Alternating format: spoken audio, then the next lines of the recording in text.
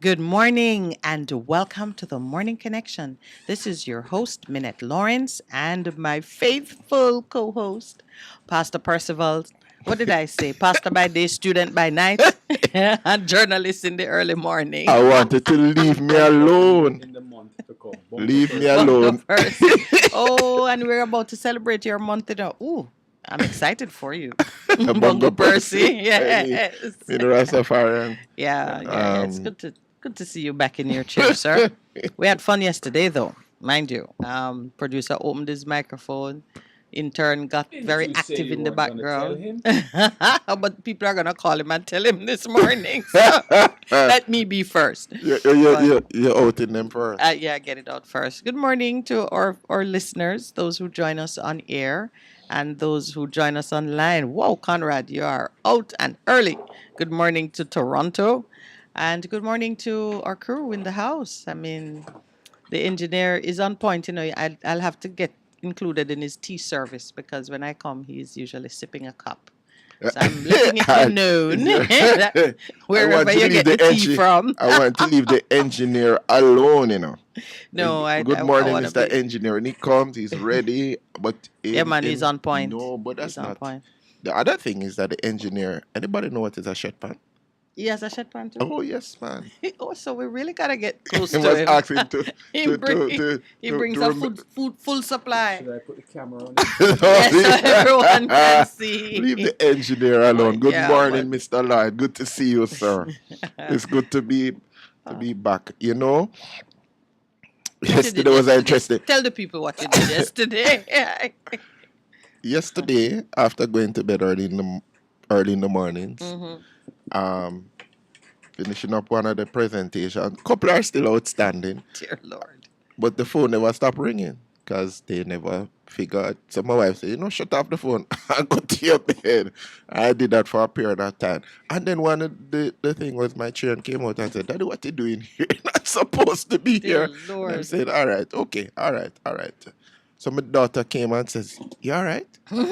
You all right, Daddy? And I says, yes, I'm okay, I'm okay. Because if they see their father sitting, not moving on something, that means daddy something Something wrong wrong. with daddy. And I So said, Busybody. and I said no, daddy just decided to take a day. just just Daddy recuperate earned his the day. batteries. Because I have learned, and I recommend this to everybody. You have to be what I call is self-aware. You have to know yourself, understand yourself, know when how far you can push the envelope, and then your body begins to say, no, you are coming under stress, so back off. Because a hmm lot of us do that and end up being not well for a long time. And if we were listening to our bodies, we would have stopped um, what we're doing and just rest. Because it's important that in terms of God's way of doing things, God never needed to rest. You know that because He's God, but He put it in for a reason, for a purpose that we could resuscitate our system. And now they're discovering scientifically that when we go to rest and we sleep, we are helping to detoxify our bodies, especially for the brain, because there are some chemicals that are produced that the body needs to get rid of every cycle so that it can continue. Because now they are linking the fact that people who didn't have sleep deprivation, linking it to disease like Alzheimer's. hmm And I'm saying, Okay. wow. But that is after years of research. So Right. just to recommend that to persons. But I'm ready to go. I have a long week this week again to the weekend, but so it is. But it's good to be here this morning, and a big shout out to all of our persons who are on the internet, the World Wide Web, those who are out there bustling, getting to work. There's a slight drizzle this morning, but we're good. We're good, and we're good to go. Um, I, in my downtime yesterday, um, something came to me, and I just want to put it out there. It says in those days, Israel had no king. everyone did as they as saw they saw fit. fit. Or in another living translation says, in those days Israel had no king. All the people did whatever seemed right in their own eyes. You know that gets us into trouble. Hmm. Is that the scripture that follows the? Because it's in the Old Testament several times. Hmm. Is that after the Levi's concubine Yes, was? it's before, Yeah. and then afterwards Hmm. that the incident happens, Yeah. and then they talk about Levi's concubine and what he did, not Hmm. in terms of saying, That but set yes, the tribes at war oh against each yes, other. yeah, But the reason I chuckled when you said it, it's because yesterday I did go back to Leviticus 19 verse 29 to the about woman. when women are degraded Hmm. and what it means to the society. So when you brought that up, I thought, wow, that is such continuity because the atrocities that were committed against that woman Hmm. caused, her grieving spouse Hmm. to take some severe action Hmm. that brought the tribes at war with each other. And they were about to annihilate one of the tribes, Yeah, and yeah. they said no, no, no. But you speak, there are two important elements: the Levite, Hmm. the importance represents God and the Yes, the priestly thing. priesthood. And that's important in our nation. If people have lost their spiritual mornings Mm. as a nation, Of a course, we're lot. not saying that priests are to have concubines No, we're today. not saying. Let's But be the clear. context, yes, yes. But in terms of our spiritual morings, But why shouldn't they? As a matter of interest. we're not going down the road that we did this morning. I'm just pointing to She the was fact. only a concubine because she was not of Jewish blood, and so he couldn't make her a wife. Yeah, but But is he had taken her as a wife. yeah, but so it is a call out to us as nation and those of us who are spiritual people. We have to go back to our mornings, because if we don't do that, then some of our actions as a result, because we're just all over the place, that is what is going to So, happen. Pastor Percy, Yes, we my are dear. so on point as always. I Mhm. don't think anyone would believe that we hadn't seen each other since Thursday, really. Yeah. We've spoken on the Because phone, but we haven't seen each yeah, we other. haven't seen each other. But for this morning, you see, I selected the song New Wine. Mhm. It is a song about returning to the source Mhm. because you need the fresh revelation, Mhm. and you in your old condition Mhm. needs to be made ready Recharge. to handle the new wine, because when the new wine ferment and create all this pressure within old Go and wineskin, bust it. it bursts and it spill. Remember the Olympics after Jamaica won, and then I saw for Paul, okay, pressure bust pipe. You remember that statement? No, You sir. remember that? Yes, man.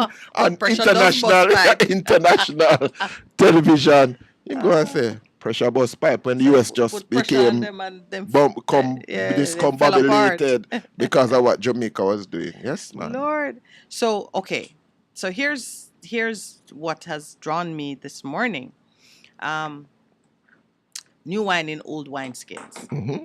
And James. I woke up with this sort of refrain in my head about how God communicates. God is always, your creator is always talking to his creation. Always. And he sometimes he sends the same message to many people. It's a question of We who listen. carries it, who is obedient and who carries it.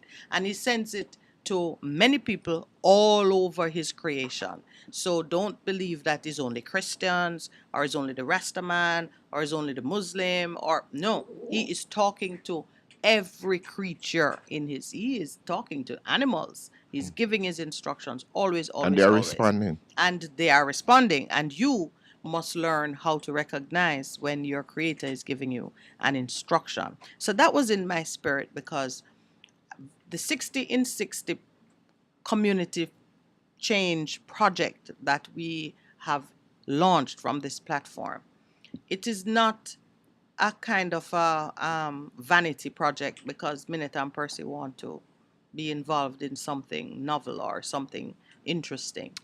It is a clear instruction that came sitting right here at this microphone, And the lady called responding out to to the us, lady's ladies, come. call Yes. and recognizing that this country is under oppression of a demonic, deep spiritual thing going on in Jamaica, which we are not acknowledging because some of us are too educated, too sophisticated. We think it is Obe we're talking about, or some may think that it is religious mumbo jumbo. We are telling ourselves all kinds of craziness to Not take to our take eyes off the truth responsibility and for to the avoid taking risk proper responsibility for or it. what needs to happen. We are looking to the Commissioner of Police, we're looking to politicians, we're looking all over the place looking for solutions that have not given us any joy. So this morning, I am here saying to all who have ears to hear, listen to the instruction you're getting. And when an instruction is spoken which resonates with your own heart feeling, be obedient to it because God is constantly talking to us. It don't He, stop. he It don't does not stop. stop. It don't stop. He's a bit of a chatterbox, really, if you ask me. I've been up from about 2:45, and I'm just in and out, and every time it's the same thing. So here's what I'm sharing. Many places in scripture you see a reference to new wine in old skins, or unshrunk cloth being used to patch old garment, and always it is saying that when you put something that is new and active and volatile into a container that is old and tired and jaded and past its expiration date, the activity, the vibrancy of the new information or the new thing can destroy the old container. So then, how do we, as tired, too sophisticated to pay attention to God, how do we make sure that when we get the fresh and exciting revelation, we can hold it together? Many times I see people walking on the road that talk to themselves. You know what happened? Their mind couldn't hold whatever was put in there and it burst through the seams, literally. And you see it spilling out. They're walking, scratching them head, picking at them skin, gone mad because their conscious self could not deal with the revelations coming out of the spiritual. Let's take our break while you contemplate that bit of mumbo jumbo. This is the Morning Connection. We'll be right back. You're listening to Best 100. Easy! Let not your hearts be troubled. Just believe on God Almighty and daily renew the mind. As we live in this time when fake is more valued than real, lies prefer the truth, the unnatural put above the natural. This is Lady Donna, aka Double D Don, with a new song, Almighty Jah, encouraging your people to keep the faith that God will make a way. Get your copy today. It's on all digital platforms. Lady Donna Official on Instagram, Facebook, AsujaRecords.com. For bookings, Asuja Record Label at Gmail. Almighty Jah!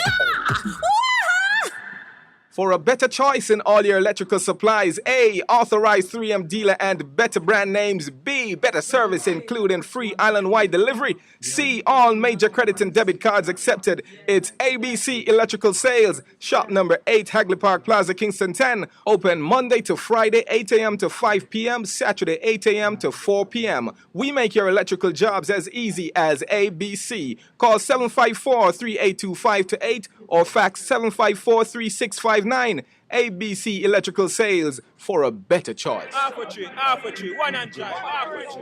Bossy, how you do I take taxi star? Jano, I want to tell you, say, at 2 months now, my transmission mash up, and I check everybody and can't hear nothing positive. You hear me? You waste all that time I shop around and never call the experts. Winters Auto have them.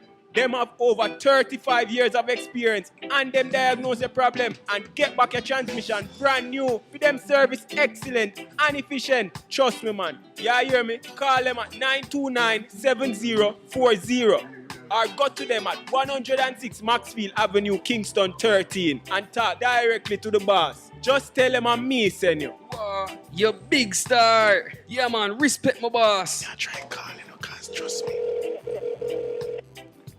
Waiters Auto Spares and Repairs, good afternoon. What a relief. It's good, it's better, but nothing beats. Yeah, welcome back. Even as Minute spoke to Mumbo Jumbo, we're not into no Mumbo Jumbo.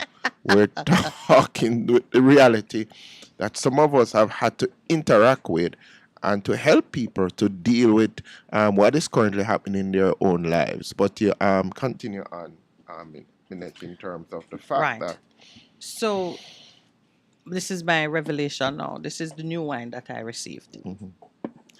So it's important for us to understand that some of these scriptures that are that give you similes or create analogies, or some of them are parables, because a few things came up that I want to reference. One is of course the new wine, old skins. In Matthew chapter 9 verse 17, there's the reference to it. Neither do men pour new wine into old wineskins. If they do, the skins will burst, the wine will spill, and the wineskins will be ruined. Instead, they pour new wine into new wineskins, and both are preserved. So when you interpret it and apply it to your life, you got to be asking yourself, how then do I become new wineskins? How do I make myself capable, open, ready, and with the ability to respond and to be obedient to the new information or the new direction to which I am being pointed. and some of the and a lot of times it comes out of study, but it also comes out of a revelation that if we continue to do the things the same way that we've done it in the past, guess what? One person referred to you as a madman. So the question is, will you see the new thing and move forward in that vein and leave what has become old in So the past and move forward? Yeah, I'm going to make reference to something that I know you know it, and probably many other listeners are familiar with it. The Zoe life, which is the life of God. I just pulled up a quick definition of it. It is a Greek word. It means that life which is real and genuine, a life that is active and vigorous, devoted to God, life that comes directly from God. The Zoe life of God is what you want within day. your own Every day. body, so that your wineskin does not burst under the pressure of the new wine. Because the Zoe life contains the resurrected power of Christ. And we spoke a few days ago about this resurrected power that allows you to bring to life the things that are dead within your own situation, within your own circumstances. This is resurrection that occurs through your initiative now, because you, with this vibrant life within your skin, can cause life to flourish in places that were once dead and abused and neglected. When you do that, you then have the ability to receive the new wine. So this morning I requested a song, New Wine, because it talks about surrendering your dry ground. Whatever you are today, you surrender it. And in that process, the constant gardener will bring life, will till it and produce, and out of it you will get new wine. It's important to me to talk about this now, because we are promoting and encouraging persons to look at their communities and to put themselves in a position of being the catalyst for change, of being the initiator of change. It requires intentional, voluntary movement towards the change. As I was sort of, meditating on this business of how God speaks to us all the time, many people say, oh, the Bible is old, or it's historical, or it misrepresents, and things are lost in translation. And there are many complaints about the Bible. Some just require greater reflection. Some are true. But the reality of it Essence. is that persons stumble because they are unable to correctly interpret or deal with the Bible as a book of scriptures with references about God's interaction with man as recorded by many different persons. So man, he started to give me a list of persons to whom he has spoken, and we know he has spoken to them. And I left off this lady's name. Is it Ellen or Helen G. White? Ellen. ELL or H? Ellengy. Right, so it's Ellen. You know, Jamaicans put a H and leave off a H as we feel a man. G White. In terms of He gave me her name too. Ellen G. I'm putting it on a list because I'm going to go back and see what are the seminal points of the communication from these individuals. Let me just call through some names. Of course, we have Abraham, Moses, John Calvin, Isaac Newton, Martin Luther King, Malcolm X, Marcus Garvey, Charles Finney, Samuel Wigglesworth, Oral Roberts, Leonard Howell, Haile Selassie, the first, Bob Marley, Ellen G. White, and Minneton Percy. That was the last Well, one. you know what? I never said. Well, you know Lowell. I said Lowell too. And the list is even wider. And the list is, it was just to say that, okay, people are worried. Did I really speak to Isaiah and Ezekiel and Jeremiah and Daniel? But look at some people here, that names that you'll write. There are just a lot of people Some of who them are very have ordinary. heard some specific things About how and to have deal with their present moved condition, in context, and obedience. reality. Yes. And then the next part of what I'm to do in this with this new wine is to look at the work, look at the change in communities that this- occurred because when of he these- spoke to these these persons, people. and these persons moved in obedience. That became the meditation this morning. I just got really excited because everything was about how do you get these communities to return to me. And then came, of course, the prodigal son was is the other interesting. scripture, because this is now in Luke chapter 15, 11 to 13 is the story of the parable of the prodigal son. No, it's only a parable. The man did not exist. Christ created a construct to explain some principles Very important about his principle- kingdom. About important And- principles yeah. about himself and his And his- interaction. Absolutely. And the part that I want to get to, because I even heard you use some of the words this morning and I thought, whoa, this is cool. Verse 17, the son he has squandered all his money and he has now hired himself out. It says he squandered his property in reckless living. Many of us can relate to that. When he had spent everything, a severe famine arose in that country, and he began to be in need. So he went and hired himself out to one of the citizens of that country. So let's just assume now that he was a slave. Let's assume that, like many Africans, he put himself into slavery, except he wasn't kidnapped. He put himself in slavery. So he's working now. And he got so hungry that he was eating from the pigs. That's Put low out. enough if you understand the context. Listen to me, man. Who want to eat from pig? Dear He's that Jesus. hungry.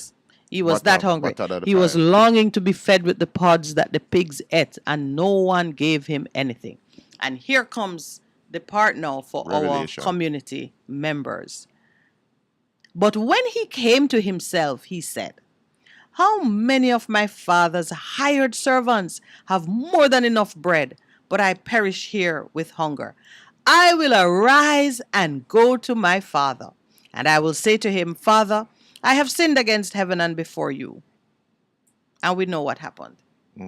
I'm at the I will arise and go point, because I heard you say, return to your father earlier. And all that was in my spirit is, we need to arise and go back to our father's house and say, Lord, Papa, Daddy, whatever you call him, And it was. I and it- have sinned. There are some things that jump out of that. It reveals a side of God the Father, not God the Judge, because most of us interact with Him as God the God Judge. the Judge, but who- he yes, wants to be yeah. God the Father to us in terms of we have such a misrepresentation of fatherhood in the earth. Most Jamaicans only see their father as a sperm donor. But when you get a revelation of God the Father and what that means to you as an individual, at any point in time, because his Father is God is love, He wants the best for you in every situation and circumstance. But it's important that He came to Himself. And You said, have to come to yourself. and say, So, what is happening now you know- is now a Papa one for me. There's so much more, and it is a shift. Like you hear me keep referring to this concept that the God we serve is a God of more than enough, a God of the Plenty, man, plenty, abundance. not a scarcity God. And that revelation in you as an individual shifts the way that you think and how you behave. If you believe that there's only a little bit to go around, then you're going to act in that manner, scarcity. But if you believe, what's the opposite of scarcity? Plenty. Plenty. That there's Plenty, more than plenty, enough. plenty. It affects how you live your life. Yes. How yeah. you And how you disperse interact justice, with others. how you deal with the economy. Because you never see them as being in competition with you. You see Right. persons as. So this is very much topical today, because shortly we're going to be joined by one of our partners for the 1660 program, Call Foundation. Dr. Bevan Morrison is so in love with the program that I'm now jealous. She have a greater passion for you. She have a deeper revelation of what it can do. Yes, You this have is to be careful. This is the violent taking it by force. Yeah, but She loves the project. She sees the potential for it. But we were having a conversation yesterday, and when she comes in, I think we'll revisit it for greater clarity. We were having a conversation yesterday on the approach to it. Producer Man was emphasizing that it is necessary for communities to step into the project without being pushed, nudged, urged, whatever word you might use for To it. own it. And it is because of this verse 18. I will arise and go to my father, and I will say to him, Father, I have sinned. It is necessary for you to own it, recognize to own it, to that own it. you must return to Another- the Father. because you it- can't return because somebody say, Minute and Percy say, the Father will receive you now and give you a ring and a fatted calf. No. Because when I forced you, I've been involved in a lot of projects Yes. that have been funded by external agency. And one of the problems is it is not sustainable. Because people never come to it themselves. right. See, I really should have said verse 17. It says, but when he came to himself, you have to come to yourself and recognize that you need to get back into the presence of your Father, where you can claim your gold ring and fatted calf. Because what? When the Father saw him, Again. he felt compassion, and he ran and embraced him and kissed him. And he said, when the son said, Father, I have sinned, Father said to him, quick, bring back the best robe and put it on him. Put a ring on his hand and shoes on his feet. And bring the fattened calf, whether you eat beef or not. Bring It the just fattened calf represented. and kill it, and let us eat and celebrate. For this my son was dead and is alive again. He was lost and is found. And they began to celebrate. If you want your community to get to that place of celebration, you have to come to yourself. I said, we are taking responsibility. That's what he did, and that's what Yeah, it speaks. that's So what- I'm yeah. taking responsibility for my actions, and I'm saying, but I will humble myself and go back to the source. Father, But there's another thing that comes out of that in the context and the culture. If a son, when he went to his father, I said, I want mine now. In that context, if you go into Deuteronomy, his father could have just brought him to the city gate. I made them stone him because he was dishonoring That's his dishonoring. He was dishonoring his Yes, father. But yes. but even though, and we need to recognize So it, God the Father don't feel dishonored. No. Because you have free will. yes. And when so you he come will to let you go. And when you come And back, when you come back to yourself, him he will receive receive you you. again. How Right. beautiful is that? Yeah, Come on. because people look Can't at it miss as a with it. prodigal son, but some people contend that it was revealing the Father of the kingdom, his heart Yes, towards yes, us as yeah. individual. And when we begin to do that, it changes how we operate. And it's very New Testament, what you have just revealed. Because obedience to the strict letter of the law was such a big deal in the Old Testament. Yes, ma'am. But when Christ came and fulfilled the law, It and was a gave us that- representation of yeah. who God is. Right, Like when yeah. say, did Yeah. I tell you who the Father? He said, but you see the Father every day. You see, You see he me, is you the see Father in him. action. It's revealing the heart of God Mm-hmm. towards us and what he wants to do, which is about the kingdom. Yeah. The kingdom is about us thriving and flourishing and becoming the best that God wants us to be, because he has revealed that in the Old Testament. But his intention, dominion, replenish the earth, taking responsibility. And don't forget, teamwork. Being good stewards under him for for a birthday present. But we have failed, and him said, no, you need to come back. You need to come back. So this morning, my reminder is God is speaking to us all the time. Don't confine yourself even to, if you're not understanding the Bible well, open your hearts and listen to Him, because He said, I'm going to write my law on the hearts of these, my children.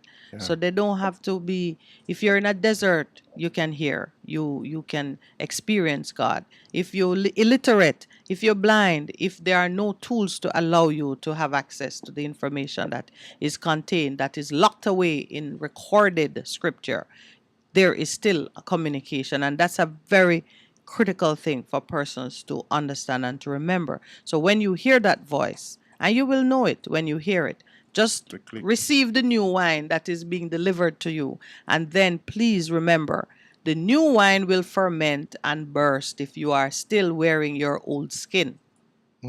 And we were talking about it's something, it's a revelation, I would call it, that came to me a long time ago when I see people on the street with their ideas and thoughts spilling out of their mouth, muttering to themselves, half naked or half dressed, depending on where you stand. And I said, what has happened? You can tell that something has just spilled out of that person's mind. The mind is no longer, if you think of the mind as a structure with walls and barriers and so on, guardrails, it means that a truck just don't tear right through the whole thing, and the person is no longer able to withstand. So bear in mind that if you are constantly getting these nudges in the spirit, and you're finding that it is perplexing and confusing and you're feeling overwhelmed by it, you need to do what the prodigal son do. Come back to yourself and return to your father so he can strengthen you. Because the Zoe life, that full life which has the vibrancy and the resurrection power, that is the life which can strengthen and transform you into being a man who will understand and obey the word and can withstand the rejection and the assaults of from the enemy. Because when you have such revelation, you immediately begin to move counter to the accepted norms. You begin to move against the will and the consciousness of your community, your society, depending on where you are. You're going to end up being rejected by your group, your community, your family sometimes. And you have to have the courage and the discipline to hold your position and move in obedience. Let me just introduce something. You've spoken about persons not being able to handle the revelation. The new wine. But let me tell you They get something. drunk on the new One of the wine. things, if you, as a pastor and a counselor, is that a lot of people lose it simply because of things that have happened in the past and they have not forgiven. Unresolved issues. You missed yesterday. Unresolved. We did restorative justice. Yes, unresolved issues. And the revelation that Jesus gave to us in terms of those interpersonal relationships, and the man came to him and says, you say in the Old Testament, must forgive a man 7 times. And he came and he said, forgive him 70 times 7. 70 times 7. That revelation of being able to forgive people and to obey what God says releases you in terms of, as you call it, new wine that God needs to pour into your life. Yes. Because a lot of us are stuck in the past in terms of who did what and so on. And God says, just simply obey me in terms of forgiving the person, remove them from prison, and you won't be tortured. Because a lot of people you see on the road walking, the revelation came, just forgive the person, and them are tortured. No, man, look what them do to me. And God says, and God saying, no, man, just forgive them. I will deal with it. The vengeance is mine. I will deal with them. But just trust me in that. And as your sometimes father. you're resisting. Aye. And it is your resistance that That drives you causes it. crazy. All right. Yeah, because if you just relax into it and receive it. Oh, how could I have forgotten that? Did I not write his name? Leonard Howell. Yes. I said it? Yeah. Leonard Howell. Yeah. Yep. That revelation. Yeah. So a lot of people are out there. We are not saying that this is, we are just speaking about the issue and saying, have you considered that? Even the power of forgiveness. Yes. Have you Which one? consider my son Joe? Oh, Job, poor Yeah. Job. Oh wow. But it is real. It is Oh, real. Lord. I know he said, did you look at my daughter, Minette? Look at her over there. I'm his son Lowell. And Two become one. the two become one. That's Yeah. that's So what it is. so that's a big deal this morning. And I love what you were doing just now because it's something I like to do as well, you know. You read something old wineskin. Everybody can visualize in the days when you poured the wine into the flagon that was made from the skin of an animal, and it is old and worn and so on. When the wine expands under the pressure of time, the stitching and the bag will break. So we can literally see what that is talking about. But because it was a simile for a human experience, what makes your wineskin old is not age. It don't mean that it's not old people can't take new revelation. So when them I have see some many old revelation, they people talk, are skipping along with the new revelation like, God has like young forgiven girls. me. Hey. But what makes the wineskin old as an individual? What does that mean in life? And you talked about abuse. Persons who have suffered abuse and the abuse has weakened their ability to take any more pressure or to deal rationally with certain things. So that piles up over time. Trauma and thing. And when, as you say, you get a word that say release Minette, Forgive her. forgive Lowell, you know, But don't say no, could but do look what them something do. for Pastor Percy. Look what them do. All your right, the old wineskin start to act up and say, "But look, nobody never do Okay. anything for me. Everything I had to do, da da da da." And you know the things you say when you are resisting that kind of revelation, and then what happens? You get bitter, you get caught up in it, and before you know it, you spiral out of control, and you're living alone, and your cats will eat you when you die. There are several movies that end like that. Yes, so, you know, you see the bitter and The lonely bitterness, the people bitterness, who, yeah. right, nobody can be around them. Truth to power, a cool and beautiful morning to all, he says. Good morning, good morning, good morning. But those things, and I so- want people to understand what we are saying is that everything that you see being manifested in a physical sense begins spiritually. Mm-hmm. And when we grasp that principle, we'll begin to behave differently. Because there are realities that there's a spiritual, and there's a physical. And some people would even contend that the spiritual is even more powerful Of than course what you it's see more physically. powerful. And so when we begin to understand it, we'll begin to make You know why- significant changes. You know why it's more powerful, Pastor Percival? Mm-hmm. Because you can see a thing in the natural and respond to it logically in the natural, and that response has no impact. True. No impact. It's like you see the floor wet, and it means take a dry cloth and mop it up. You mop it up, and you go back, it wet again. You mop it up, it wet again. You mop it up. Where is the water coming from? Correct. So you can be addressing a thing in the natural based on what natural laws, what people would normally do.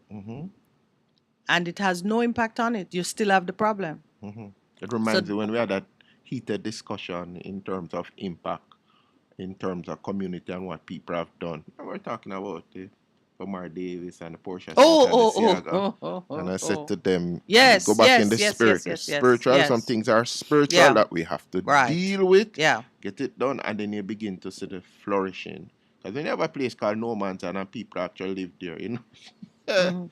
So, you know, it brings us back to one of the fundamentals of our 1660 project, namely that it is a spiritual initiative.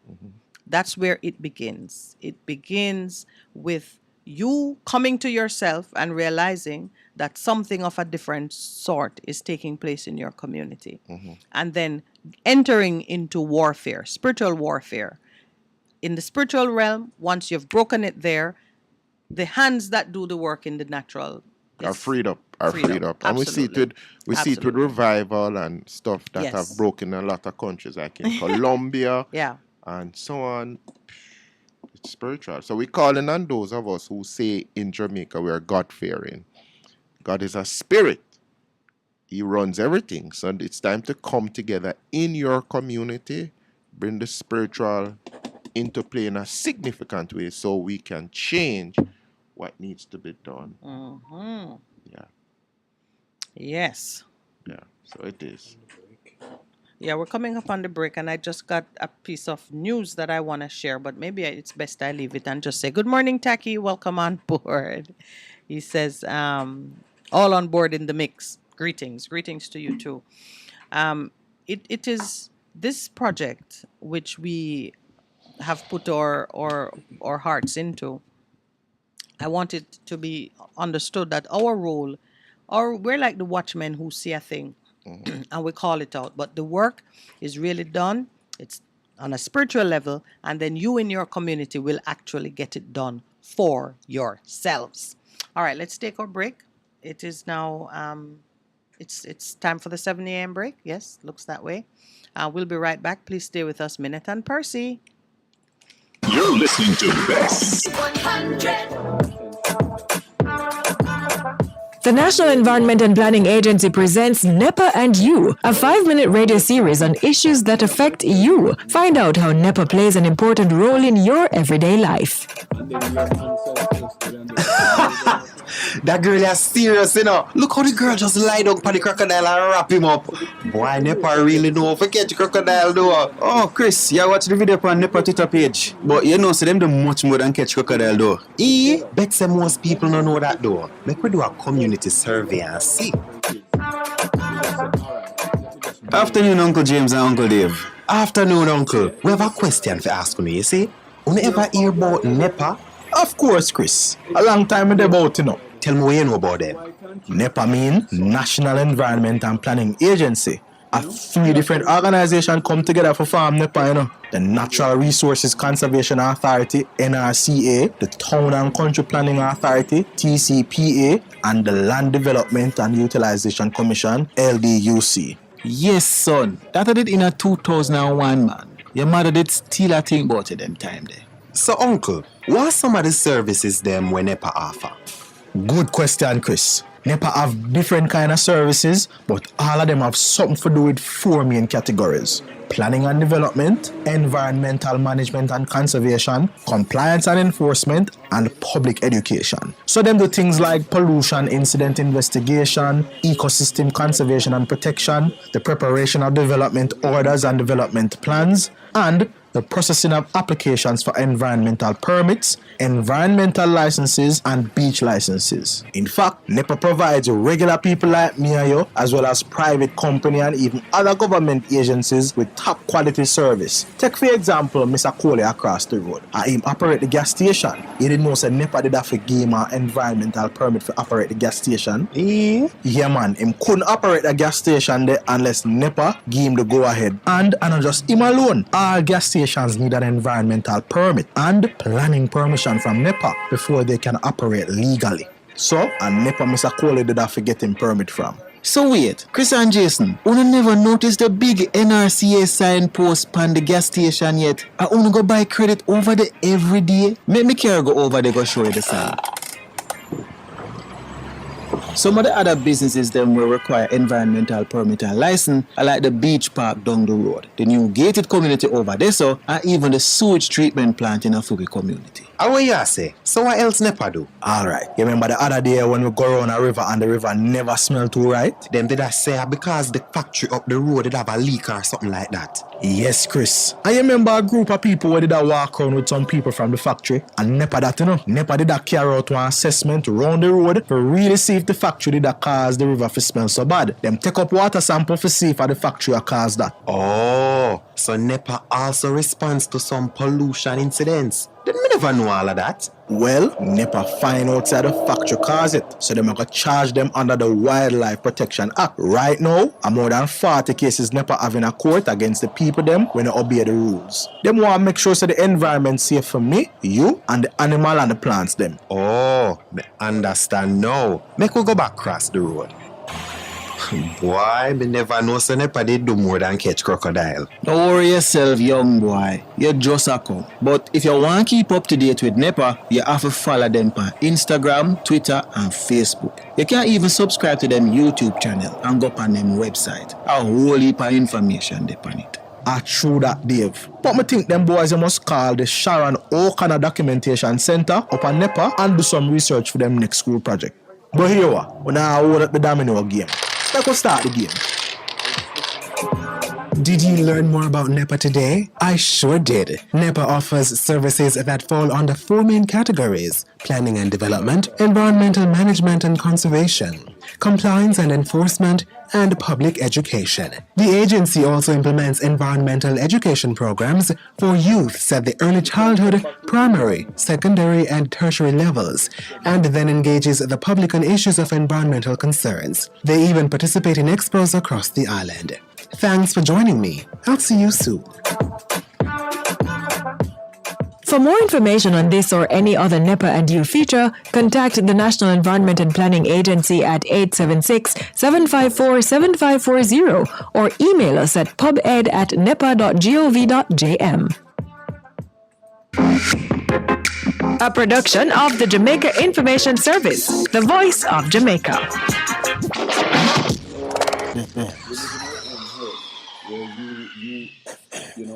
One in. A hurricane we name. Are we rough? Whether we are man hurricane or woman hurricane. We want you to know that. We come here to mash up building, blow down things and take life. Flood out place. We no ramp. We no respect no one. So no take no chance with we. Listen to AdPrem and prepare. Hurricanes do happen, so be prepared. Yes, be prepared. A message from the Office of Disaster Preparedness and Emergency Management. What should a taxi service do for you? On-Time Taxi Service is more than just a ride to the other side of town. They offer clean and spacious vehicles, reliable service, and promise to always look out for their customers. They'll come when you call and take you where you want to go on time. You can call us at 926-3866. We are something special on the road. Vijam Printers for all your printing needs. We specialize in calendars, flyers, brochures, and more. Call us today at 968-7506. That's 968-7506. Or visit us at 4 East Bloomsbury Road, off Hagley Park Road. Vijam Printers, your best choice in printing. Hello? Nadine? Yeah? Me just pick up one Maxfield Easterbourne up by supermarket phone. One Maxfield, but nah, go do. Nadine, that is all I could afford. Uncle Pat, Daddy, and Jeffrey only eat bun back. And bun only come with front back and back. So where next back I go come from? If you want more Maxfield Easterbourne, go up at the supermarket or check maxfieldbakery.com. Yeah, I forgot send credit for put on service then. Come on from my phone. Sure. Maxfield Easterbourne. Do it to the max. It's good. It's better. But nothing beats. Best.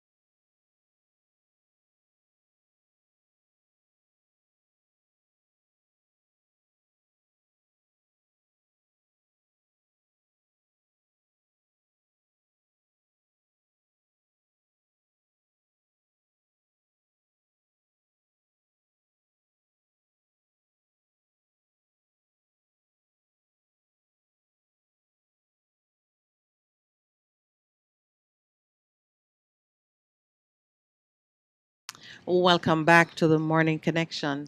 So that new wine song was my pick, and if any of my Wino Club family, Tell you better. She talks about that. Remember, mind them rebuke, you know. You talk about new wine. The wine of And love? yes, and when Jesus was on planet Earth speaking about the Zoe life, he was enjoying life. Yes. And the whole order, which is the old wine scheme, say, "Oh, can you do that? How does this match up? You are you're wine bib and keep thing. drinking. You keep drinking, but we'll keep drinking of the new wine that God has given to us as individuals. But wonderful, as we spoke about the 1616 in terms of it being spirit based. I just want to remind people how that triggered. It was on the moment this lady called from Southfield, someplace close to Southfield. trial. Trial. Yes, I knew that there was a trial in Westmoreland. Yes. But it's not Westmoreland. Westmoreland, St. St. Elizabeth. St. Elizabeth. St. Elizabeth. And she was just decrying what was happening in terms of the crime and violence that was happening and the robberies. And she alluded to the fact that with the lockdown in St. James, the criminal elements had just shifted. I would say, well, my sister, you are there. This is what we tell people all the time. You know, the fact that you are there means that you have the responsibility. Not only you have the authority to speak into the situation, which is the most important thing that I'm wanting us as Jamaicans to understand. We are responsible, but because you are in the community and God has given you that authority, you can speak into the situation. You can act in the situation because that is something that God has not taken away from us. As we reflect, we just want, somebody says on the newspaper this morning, one of my songs is A Mighty Diamond. Where did we lose our identity? The gentleman was gunned down because of that. And of course, this morning in the paper, it speaks about war on crooks. All right, before you go into the war on crooks, Yeah. and there's no relevance to the word crooks, and our guest, our esteemed guest, whom we've announced many times before she actually took the microphone, but now that we're on camera together, we just want to remind our listeners that Dr. Bevan Morrison of Call Foundation, and we celebrated with her when it was International Women's Day. So you see, she has established a presence on the program with us. Welcome, Dr. Morrison. Thank you, Minette. Yeah. Thank you, President. Good morning, welcome. Yeah, we know that it is the anointing that has drawn you here. Although we have each known Bevan In different capacities, yes, before. But welcome to the program. We're going to spend a little bit of time talking about the 1660 project, not as the project itself, on the name we have given it, but the essence of the initiative, which is to draw communities into that place of self-empowerment that Pastor referred to, and taking the responsibility now to, if you were listening and you heard us talk about the prodigal son came to himself and said, I will arise and return to my father's house. Words to that effect. Recognizing that when you find yourself in a position of brokenness and suffering and loss, and your community and your life not looking the way you wanted to, but you know that there's a place of abundance, and you know that your point of origin is from a place of abundance, then you want to return to it. Critical to Earl Brown says, hello, Dr. Bevan Morris. Put on, it's son of Morris. Morrison. When you want to return to that place of abundance, there is a process, and we are inviting communities to step into that process. I hope you were listening as you were on your way here, but if you missed it, part of what you're going to flow into with us is this recognition that when God speaks to people, when your creator speaks, and he's speaking all the time, and he gave me a long list of the people reminding me who he has spoken to outside of the prophets that of old whose names are well known to us, Isaiah, Jeremiah, Ezekiel, Daniel, both major and minor prophets. He's been speaking to a lot of people in our time, names that we recognize. From Jamaica, I got Leonard Howell, Marcus Garvey, Bob Marley, 3 names. And there are many others, including Minette and Percy. And the producer. The producer said, but you know what was interesting with a lot of I wanted to say that 2 weeks ago I was here and I was speaking about Jonestown celebrating 101 years. Yes. And I was saying that the transformative power of the presence of God, the pastor said, is what would cause change in communities. So there is a sense that people must, whether they're in their own communities or whether it's us talking to them, to say, to respond to the call, as it were. Who am I? Whom shall I send and whom will go for us? Because when there is crisis in a community, God sees, God hears, God knows. And he sends a man. And he sends a woman or a man. So then the response must be, here am I, send me. So some are going to the communities, some are hearing on the radio, but all of us need to respond to the cry for change. There is a persuasive and persistent cry for change, which we in our communities must take ownership and must say we will act, we will stand up and make a change. And I think I think that there is consensus then amongst all of us that we need to do something. You're right, I'm excited. And so as I drive through a little town in Trelawney, or as I drive through a little town in St. Anne, or wherever I am, I want to say to somebody, hey, have you heard about 1660? Hey, private sector man, do you want to make a difference? Do you want to join us? As we're putting up on our website, come celebrate with us. 60 years as an independent nation. 60 years of some very good things. But 60 years of some things that still has to change. There are still people who live in poverty and abject poverty. That needs to change. And not so long ago, a few minutes ago, Lowell showed me an article in today's paper. The UDC has finally gone in and taken down the temporary homes of persons who were occupying a stretch of land in Montego Bay. And one of the survivors is quoted as saying, they got up this morning to the big truck and they heavy equipment and they tore down the shelters that the people had constructed and set fire to whatever was in it. They didn't have to set fire. I mean, they really could have just packed up the things and put it to the side. Yes. UDC saying in its defense that it has been serving notices on these people from 2018 and even earlier this month. There is a heartlessness to how we do things, even when we are in the right. Yeah. Because if it is your land and you have plans for it and you have been saying, I have plans for this land, you are in the right legally, but that is not where the start and finish of all things. So this business of returning to your father's house of plenty, it's just important. unnecessary cause. But you know what really disturbs me, Minette and Pastor Percy, is the killings that are happening every day. A 13-year-old, a 15-year-old, they shot a 60-year-old woman. We're just inundated with this. And the question is, how can we come together in our own communities, not waiting on anybody else? I like the producer likes to say, man, all of us must just get up and do this. What is that about the producer? You can't say anything about the producer without clearing it with me. No. What I'm saying is that what I like about the 1660 project, which was, as we were discussing, is the view that the person in the community take leadership. Yes. Okay. You join hands. Yes. Hold my hands, Pastor Percy. You join hands with the church. You join hands with the private sector. The shopkeeper down the road has a role. The large supermarket has a role. The teacher. It's inclusive and it's intentional.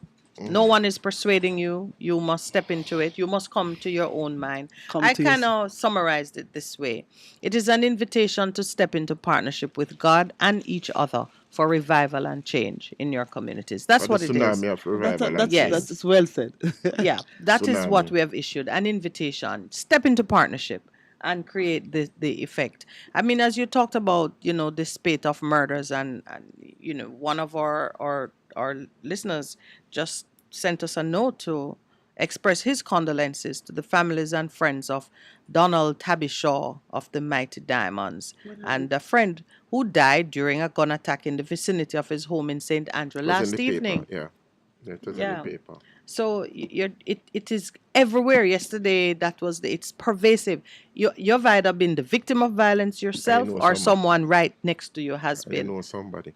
And it's reaching the point now where you have 2 or 3 episodes or incidents in your own family or neighborhood, and so it is no time to take it lightly. Absolutely no time to take it lightly. And you know, and the reality now is, it in a lot of people's mind, inner city problem and kill off one another. It's But no guess what longer inner happens? city at It's all. not a inner No. city. Yep. It's all over the Because, place. you know, when we looked at the story of the prodigal, the parable of the prodigal son, one of the things that you can see in it is the escalating danger. Yeah, that's true. It starts first with Dishonor. the dishonor. Mm. Give me what's mine and let me go. Mm-hmm. Then it goes with the reckless living and the wasting, the squandering of the money. Mm. It escalates right until you come back to yourself. Yeah.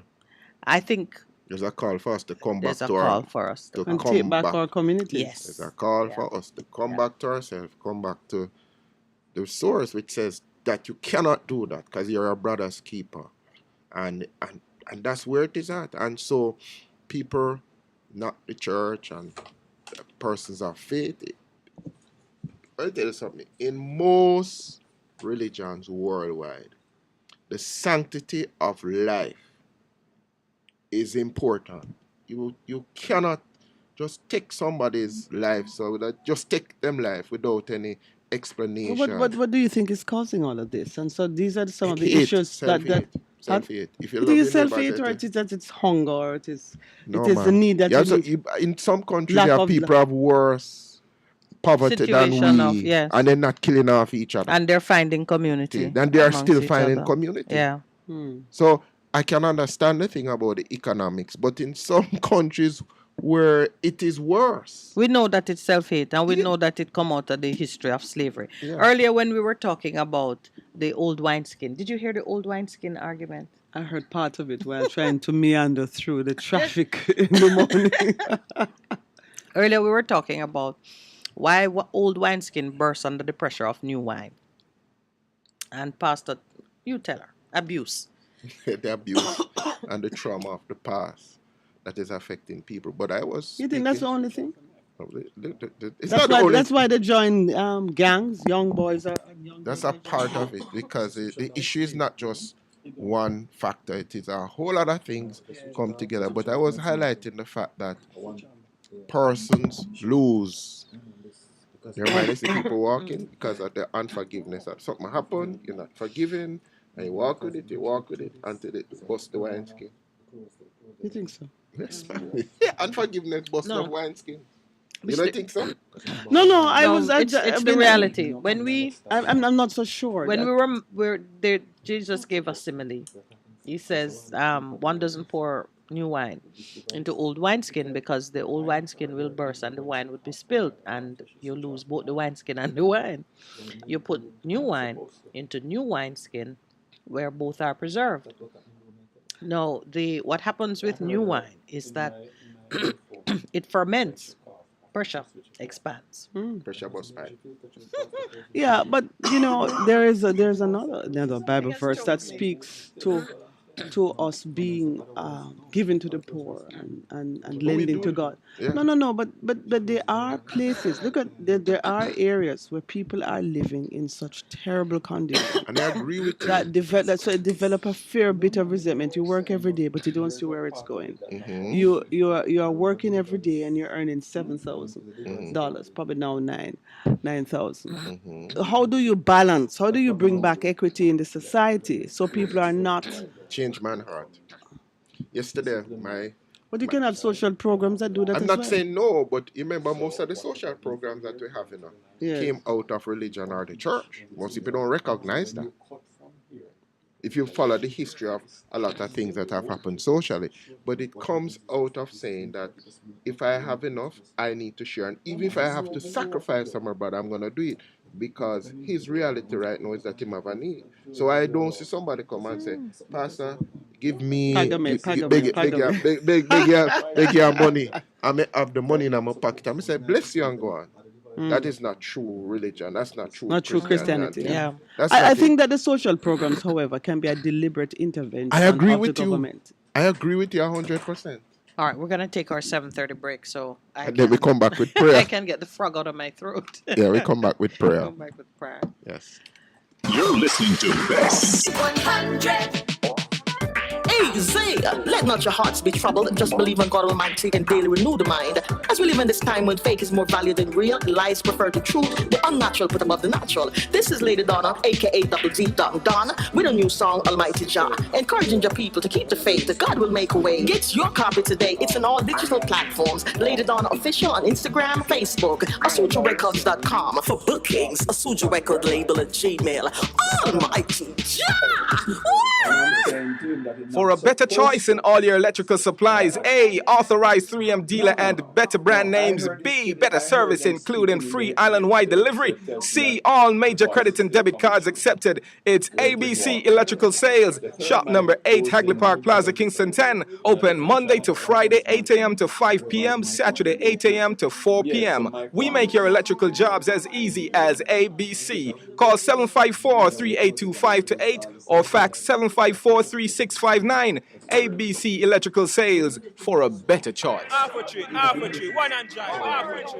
Pass it. How you do I take taxi start? Jano, I want to tell you, say, 2 months now, my transmission mash up, and I check everybody and can't hear nothing positive. You hear me? You waste all that time I shop around and never call the experts. Winters Auto have them.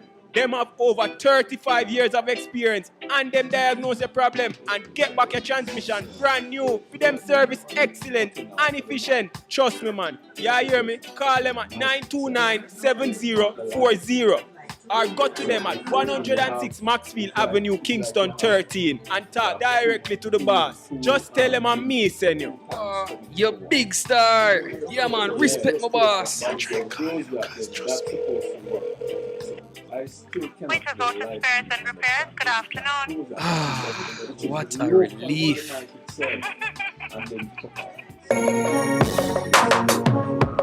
Looking to clean your vehicle super clean? 123 Clean Car Wash, located at 2 1/4 Osborne Road, Kingston 10. Entrance on Grove Road, below Tropical Battery. They wash and vacuum, undercarriage wash, engine wash, polish and compound, shampoo and detailing. Call them at 876-631-3400. 123 Clean Car Wash, the best in the business for a cleaner wash. Believe me, it's so easy. 1, 2, 3. It's good, it's better, but nothing beats. Best. For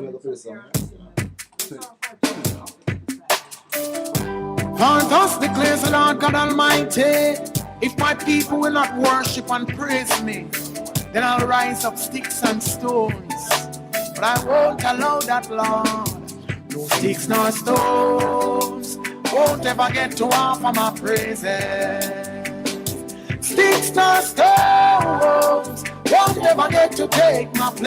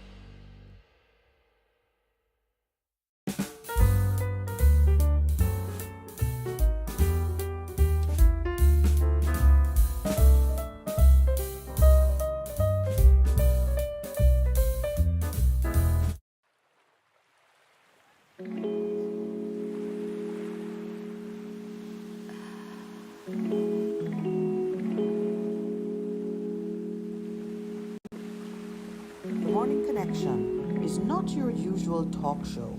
We aim to stimulate discussion and chart new paths to self-empowerment. So please join us, Minette and Percy, on the Morning Connection, Mondays to Thursdays, 6 a.m. to 10 a.m. on Best 100 FM.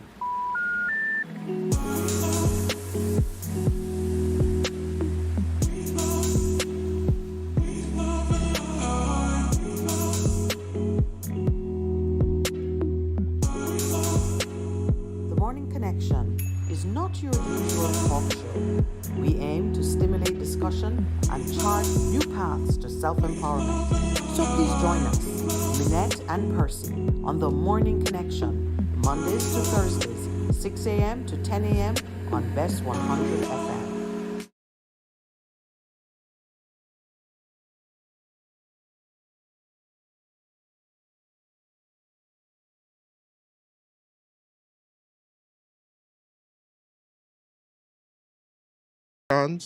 And then we finish off with music that speaks to what God is telling us to do. Yeah.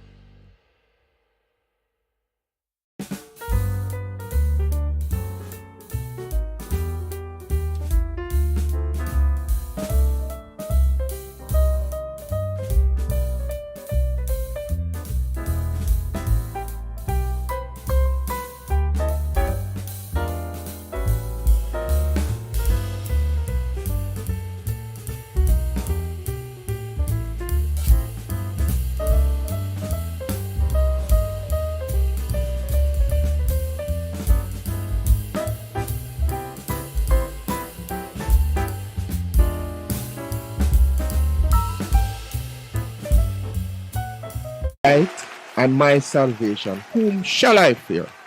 The Lord is the strength of my life. Of whom shall I be afraid? When the wicked, even my enemies and my foes, came upon me to eat up my flesh, they stumbled and fell. Though an host should encamp against me, my heart shall not fear. Though war should rise against me, in this will I be confident. One thing have I desired of the Lord, that will I seek after, that I may dwell in the house of the Lord all the days of my life, to behold the beauty of the Lord and to inquire in his temple. And so this morning, as we just continue to pray, we've shifted the focus. We focus on the fact that even though, Father, a lot of circumstances and situations come against us, we will stand in you. We will give you praise. We will declare that you are our God.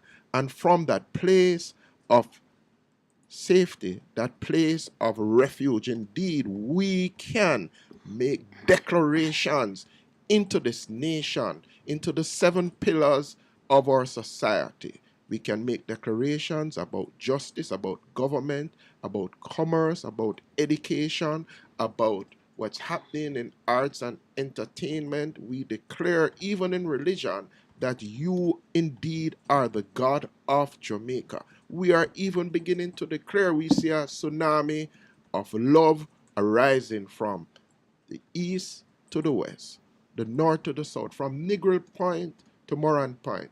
Indeed, even in this time as we make these declarations, we continue to declare that our children will recover, that even for the 2 years that have been lost because of this pandemic, they will recover and take back what has been lost. We thank you, God, for our educators, the leaders in the educational system, for the principals, for the Ministry of Education that are doing different things, Lord, different strategies in order to bring about recovery. But even in this time, we declare that because they look to you, you'll bring revelation and inspiration that will bring a change, a shift, that indeed the years that have been stolen from our children in this educational system, they will recover. They will recover. You have said, can a nation be born in a day? We are declaring that over Jamaica in terms of our educational system. And so we make these declarations as we continue to make over this time. We decree and we declare that no longer shall the princes and leaders of the land abuse and oppress the people. We decree and declare a time of freedom, empowerment, and prosperity for the people, a season of outstanding achievement.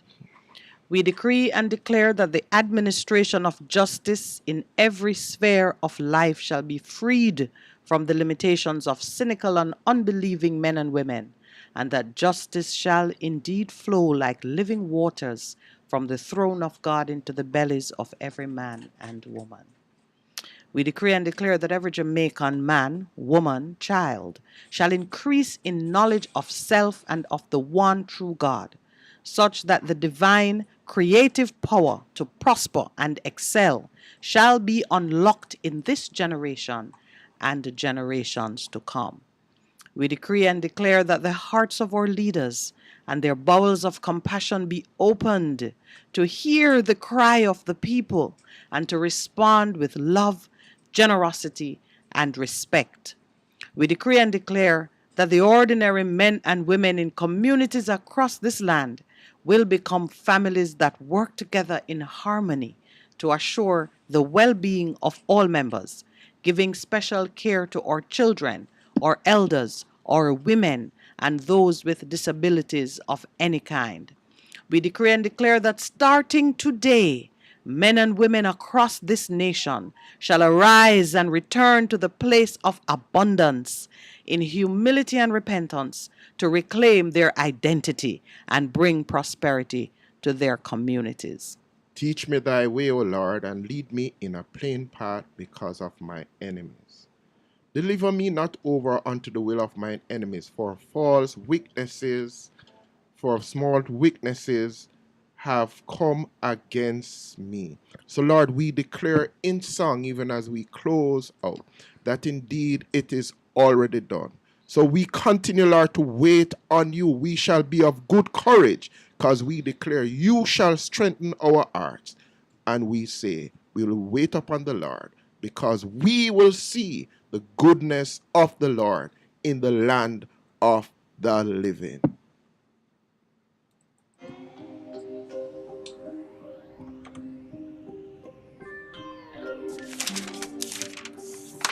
Psalm 41 and verse 11. By this I know that you favored me, O God, for you never allowed my enemies to triumph over me.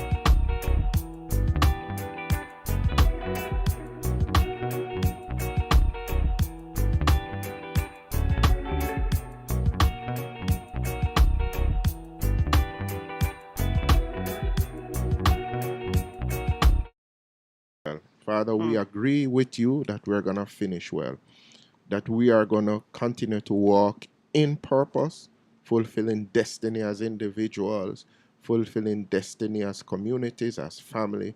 Indeed, as we see by eyes of faith what you are doing. And so we continue to pull down and to come against the crime and the violence in our society. We come against corruptions and the strongholds behind of it.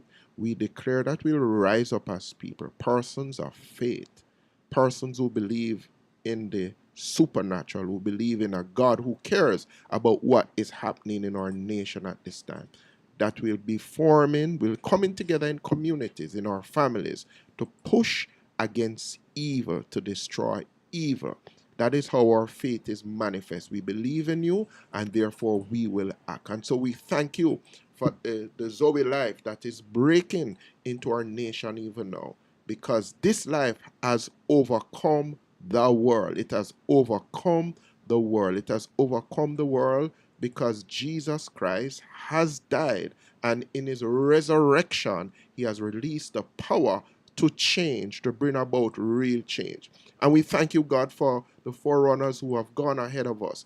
Persons like Sam Sharp, persons like Paul Bogle, persons like Marcus Garvey, who got a revelation, God, of what you'd be doing in this time using your word as the basis. So we thank you that even now we are moving forward, united together in love. And when we are united together in love, that is where, according to Psalms 121, where you begin to pour out the blessing. So we thank you that in communities across this nation, persons are waking up to the reality of the power that you have placed in their hands to bring about real change.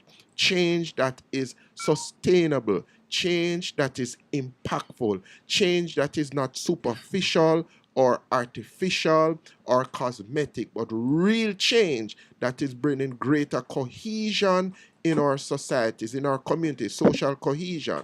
And if that happens, we thank you, Lord, that this criminality that has become so very pervasive is destroyed by the power of your Spirit. Indeed, in this moment, in this time, we invite the host of angels to unite with us, to bring real intelligence and revelation that we can see the persons who are against us. Because in your word, you have declared, greater is he, greater are those that are with us than those that are against us. And we are strong and mighty through the power, God, that you have given us. We declare it, we speak it, but now, Lord, we begin to act, and we thank you for the revival that is happening from Negril Point to Moran Point, for the change that is happening in the corridors of power in this nation, that you, O God, are bringing about a visitation to the hearts of men, even as you troubled Nebuchadnezzar in his bed. So indeed, we are saying, Lord, visit the 63, visit the 21, visit the leaders in this country, in the different sectors, in the PSOJ, in the JMEA, in the security forces, in the educational system, in the arts and entertainment, in religious sector. Lord, bring about a visitation. Even now we cry and ask by your Spirit that indeed real change, lasting change will begin to happen in our society, and we will see it with our own eyes, because we will see your salvation, O Father, in the land of the living. We thank you, we praise you, we honor you, we declare that you're on our side. Indeed, as you have said in Psalms 89:14, that your throne is built upon righteousness and justice, that indeed mercy and truth is following after you. Let us now begin to see, God, your goodness, not in small spaces, but the goodness of God flowing across this nation, because your goodness brings men to righteousness. We declare it, and we thank you, God, for hearing us today. In Jesus' name we declare it. Amen. And amen. Amen.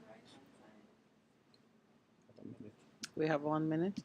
Pastor Percival, thank you as always for leading us through our spiritual refreshing.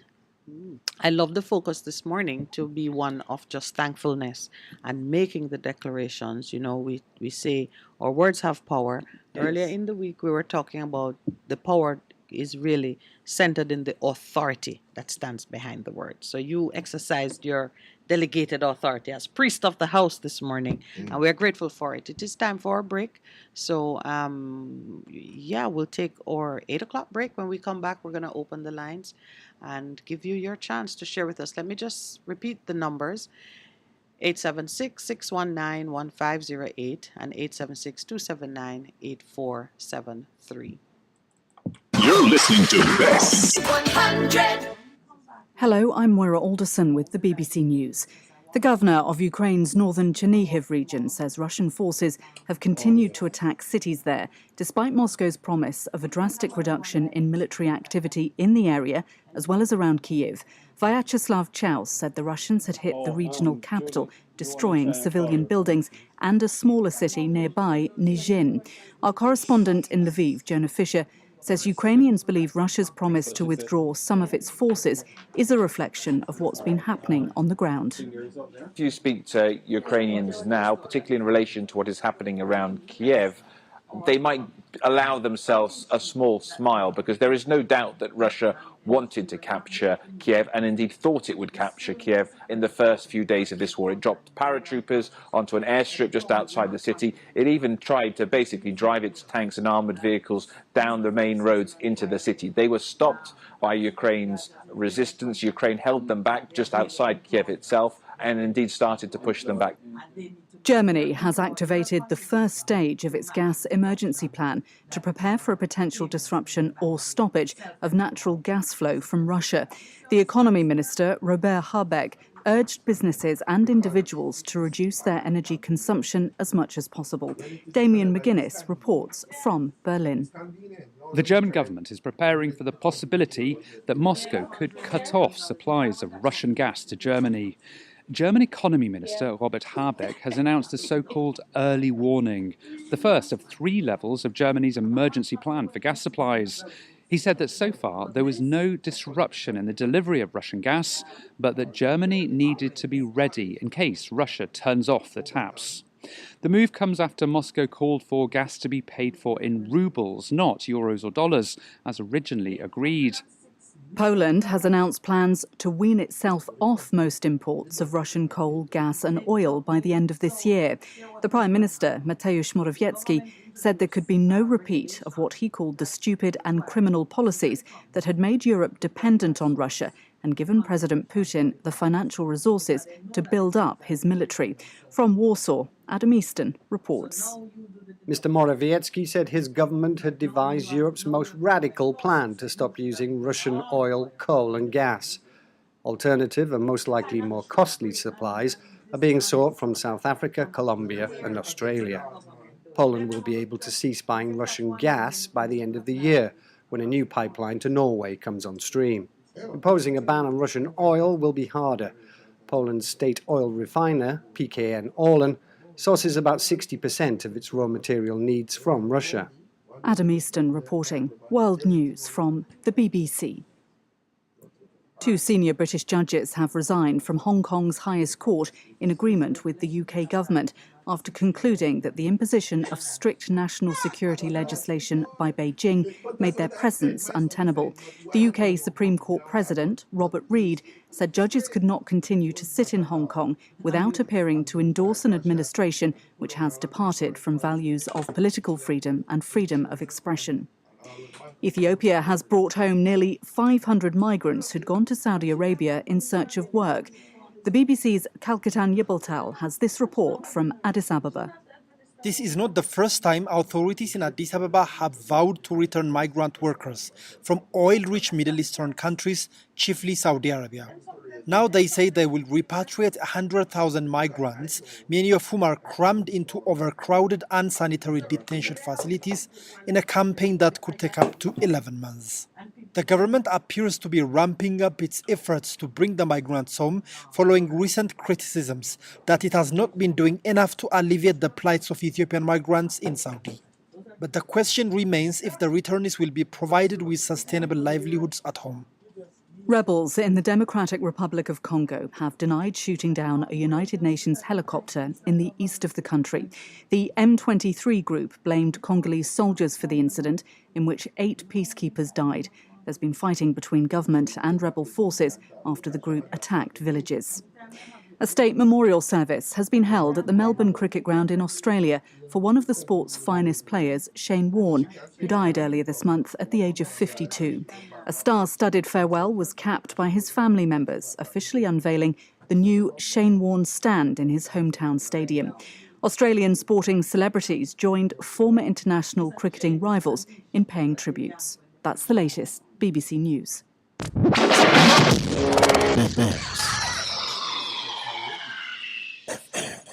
One in. A hurricane we name. Are we rough? Whether we are man hurricane or woman hurricane. We want you to know that. We come here to mash up buildings, blow down things and take life. Flood out place. We no ramp. We no respect no one. So no take no chance with we. Listen to AdPrem and prepare. Hurricanes do happen, so be prepared. Yes, be prepared. A message from the Office of Disaster Preparedness and Emergency Management. Vejam Printers for all your printing needs. We specialize in calendars, flyers, brochures, and more. Call us today at 968-7506. That's 968-7506. Or visit us at 4 East Bloomsbury Road, off Haggard Park Road. Vejam Printers, your best choice in printing. What should a taxi service do for you? On-Time Taxi Service is more than just a ride to the other side of town. They offer clean and spacious vehicles, reliable service, and promise to always look out for their customers. They'll come when you call and take you where you want to go on time. From anywhere at all. You can call us at 926-3866. We are something special on the road. The Morning Connection is not your usual talk show. We aim to stimulate discussion and chart new paths to self-empowerment. So please join us, Minette and Percy, on The Morning Connection, Mondays to Thursdays, 6 a.m. to 10 a.m. on Best 100 FM. It's good. It's better. But nothing beats. Live the life. Respect the music. And keep your radio locked in. Best 100 FM. Good morning and welcome back to the Morning Connection. All right, we're in that space now where we begin to interact with our callers. But I think we should just do a quick recap because we've covered so much ground this morning. Those who are just joining us and those who want to call us, just to refresh your memory on what we've been talking about. For the most part, we've been focusing on the intentional actions required by persons in the communities that desire to see change. Real change. Yes. Not a cosmetic change. Not but cosmetic real change change. that is affecting Real the change. community. Breaking yokes. Yes, breaking yokes, and it's long. Yeah. It has to go deep. We have to start somewhere. But as you talk about that, we're talking about Integrity Commission Act. Oh, wow. Percival, you've gone into the belly of the beast. Aye, sister. We spoke about it and what should be, but in terms of the ramifications and the regulations, some of the times you just wonder what is the intention, and we've questioned the intention on this program, what it is seeking to achieve, and what it is. So now you understand if you are handling cash, or is it if you earn above a certain amount in the public sector, you have to make these declarations. Is that your understanding of it? Well, remember they had issued a new list of persons who now fall within the scope of it, and some of the persons irrelevant. It's irrespective of what they earn because of the position they occupy. So you have like cashiers and persons who are working in the stores, but you are part of the team that administers and deals with distribution. You touch cash and you touch goods and that can Services, okay. Right. But what you're saying to me, and I do want to investigate it, the idea that based on the salary you earn, regardless of the position you occupy. I mean, take, for example, a school nurse who may earn a certain salary, but does not come in contact with any kind of goods, service, assets that can be, applied in a corrupt way, or I cannot imagine what interest the government should have, the Integrity Commission should have, in taking reports from persons who are not a part of the administration of public funds. Yeah. Yes, because when we talk about corruption, we're really talking about the misappropriation of funds or the abuse of your authority in some way that brings some value to you or someone connected to you. So the idea that even your adult children and so on could get caught up in declarations or disclosures, I think there would be a breach of privacy. Invasion. And there would have to be. And if I were in such a situation, I would make my objections known. So I want to look into what you're saying to me. We won't call names or be more specific at the moment. Suffice it to say, while we are launching this war against corruption, we need to be specific and strategic about what we're doing, and don't use it as an opportunity to invade people's privacy for no good reason. True. I mean, I see on the front page of today's paper as well that the NHT, that yesterday several callers were talking about how the NHT has been raided by the same government. Now NHT is pursuing a security firm for employers' contribution on the basis that the nature of the relationship between the security firm and the security guard is really that of an employer who would carry the liability. And it's one of those acts, I think, that is really disingenuous. I would say dishonest. It's something that our government does from time to time, and it perplexes me. You will see a thing happening, you know what is happening. In many instances, security companies have been in dialogue with government concerning how they structure their arrangements. I see hotels do it as well. They treat certain workers as being seasonal or being self-employed for one reason or another.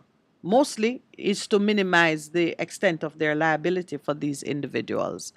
And the government know that it is happening. And then when it suits you, you go and file a suit to say you really are an employer based on the definition of employer, and you should be liable. If I were that security firm, I close my door, declare bankruptcy, because who can pay $800 million of money that you didn't make provision for?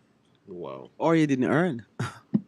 But you know, it means shareholders would have to come out of pocket to do it.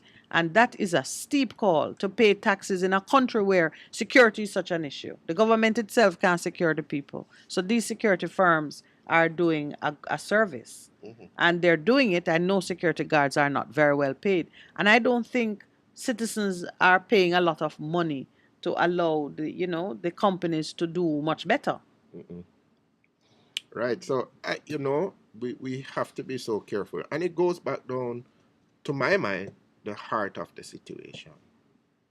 The heart of the Yes. situation. Expediency can't drive what you need to do at this point in time. You have to be clear what is the principle that is driving it, what is the ethical position. Because government can be caught up in those things, because government dictates how people respond and behave. So if you have a government that, Or at least they dictate in part. Yeah. But this is where the moral voice needs to come, Pastor Palm. Yeah, we just need to Pastor say, Palm. no, man, we don't have to do better than that.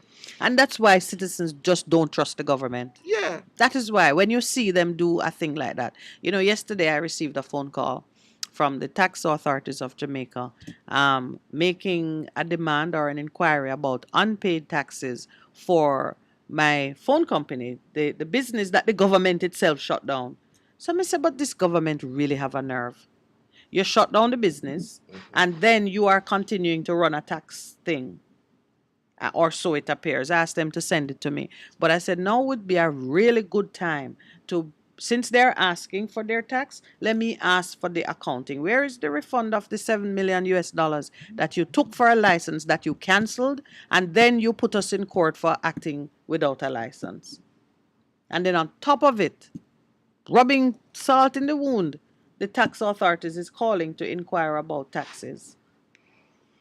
You don't see that this is, let me tell you, we got to get on our knees, and then we need to have our weapons in our hands as we defend our territory, because this will not get any better I hope you until mean we take spiritual charge. weapons and Always. not real ones. Always. Spiritual weapons of our war. I only have one. Spiritual alliance. I only have one weapon. The sword That of the sounded like you were spirit. taking up The arms. sword of the spirit. No, man.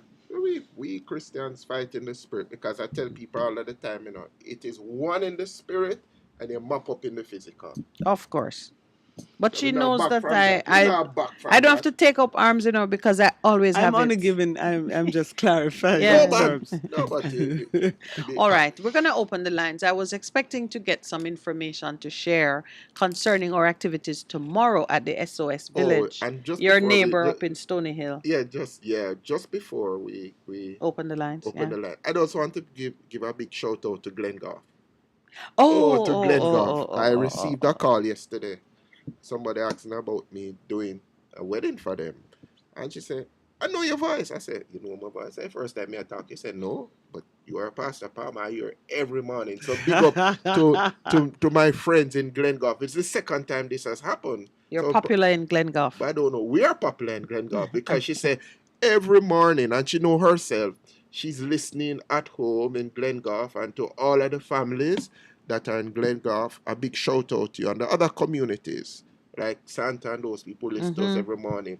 You notice that Wayne is on the bus and him staying. Yeah, he's staying connected. Staying connected. Oh boy, The morning Family. connection, eh? Mhm. Yeah, man. No, our family take it seriously, and I'm grateful for that, because we take it very seriously. Very, very, very. Must I be can't very tell you serious how when you get much. up at your bed every morning. We're not Yes, telling the because secret yet. We are committed you to know this. we are committed to it, and we're committed to it on a spiritual level. It's not a plaything, and it's not entertainment. And sometimes, I know people listen and they have the different views on various things, but we do come here with a commitment to give truth, bring clarity to certain issues, introduce a perspective that we think is meaningful and has value, and it's very spirit led. I'm telling you, I wake up yesterday. Dr. Morrison asked me, what we talking about this morning? And I don't know. What did you think when Lowell said, I don't know? I thought it was rather interesting. Yeah. Producer said, I don't know. And I think I said, I don't know either. But by 3 a.m. this morning, I knew for sure. In fact, I had to get up and go write down some of the stuff because I said, okay, you're relying on your memory. But there were so many things that were connected and they didn't come in a logical flow. Like, you get up and you have, which was the first thing? The first thing was, who is God speaking to now in this time? Who is he speaking to? Some people think, okay, when he spoke to Isaiah and Ezekiel and the old That he prophets, stopped. yes, but who is he speaking to today? Right now he's talking to you, but who else? And you could look down the line and see all the different persons who, in obedience, shared what was said to them and brought great change to their communities. Your community. So it was all coming back to the 60 And like in who, 60. who are you talking about when you say who was he Marcus speaking? Garvey, Marcus Martin Garvey. Luther Yes. Bob King. Bob Marley. Marley, Leonard Howell. What about Coffee?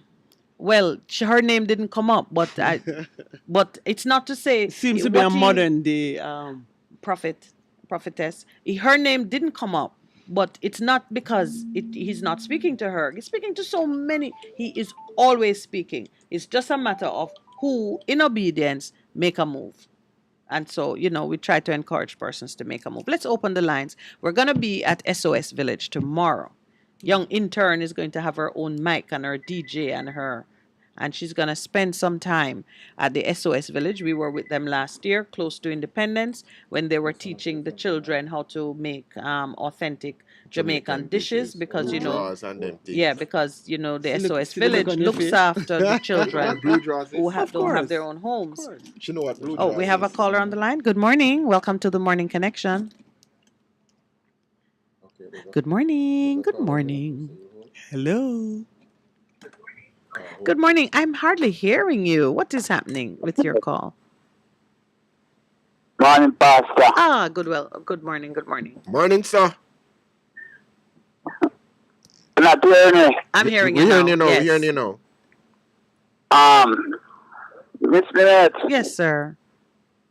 I'd like to, I blind man from Westmoreland, I send the radio too. Oh, Yeah, yes. doing, How my are brother? you, What's Mr. up? Vaz? Not too bad, man.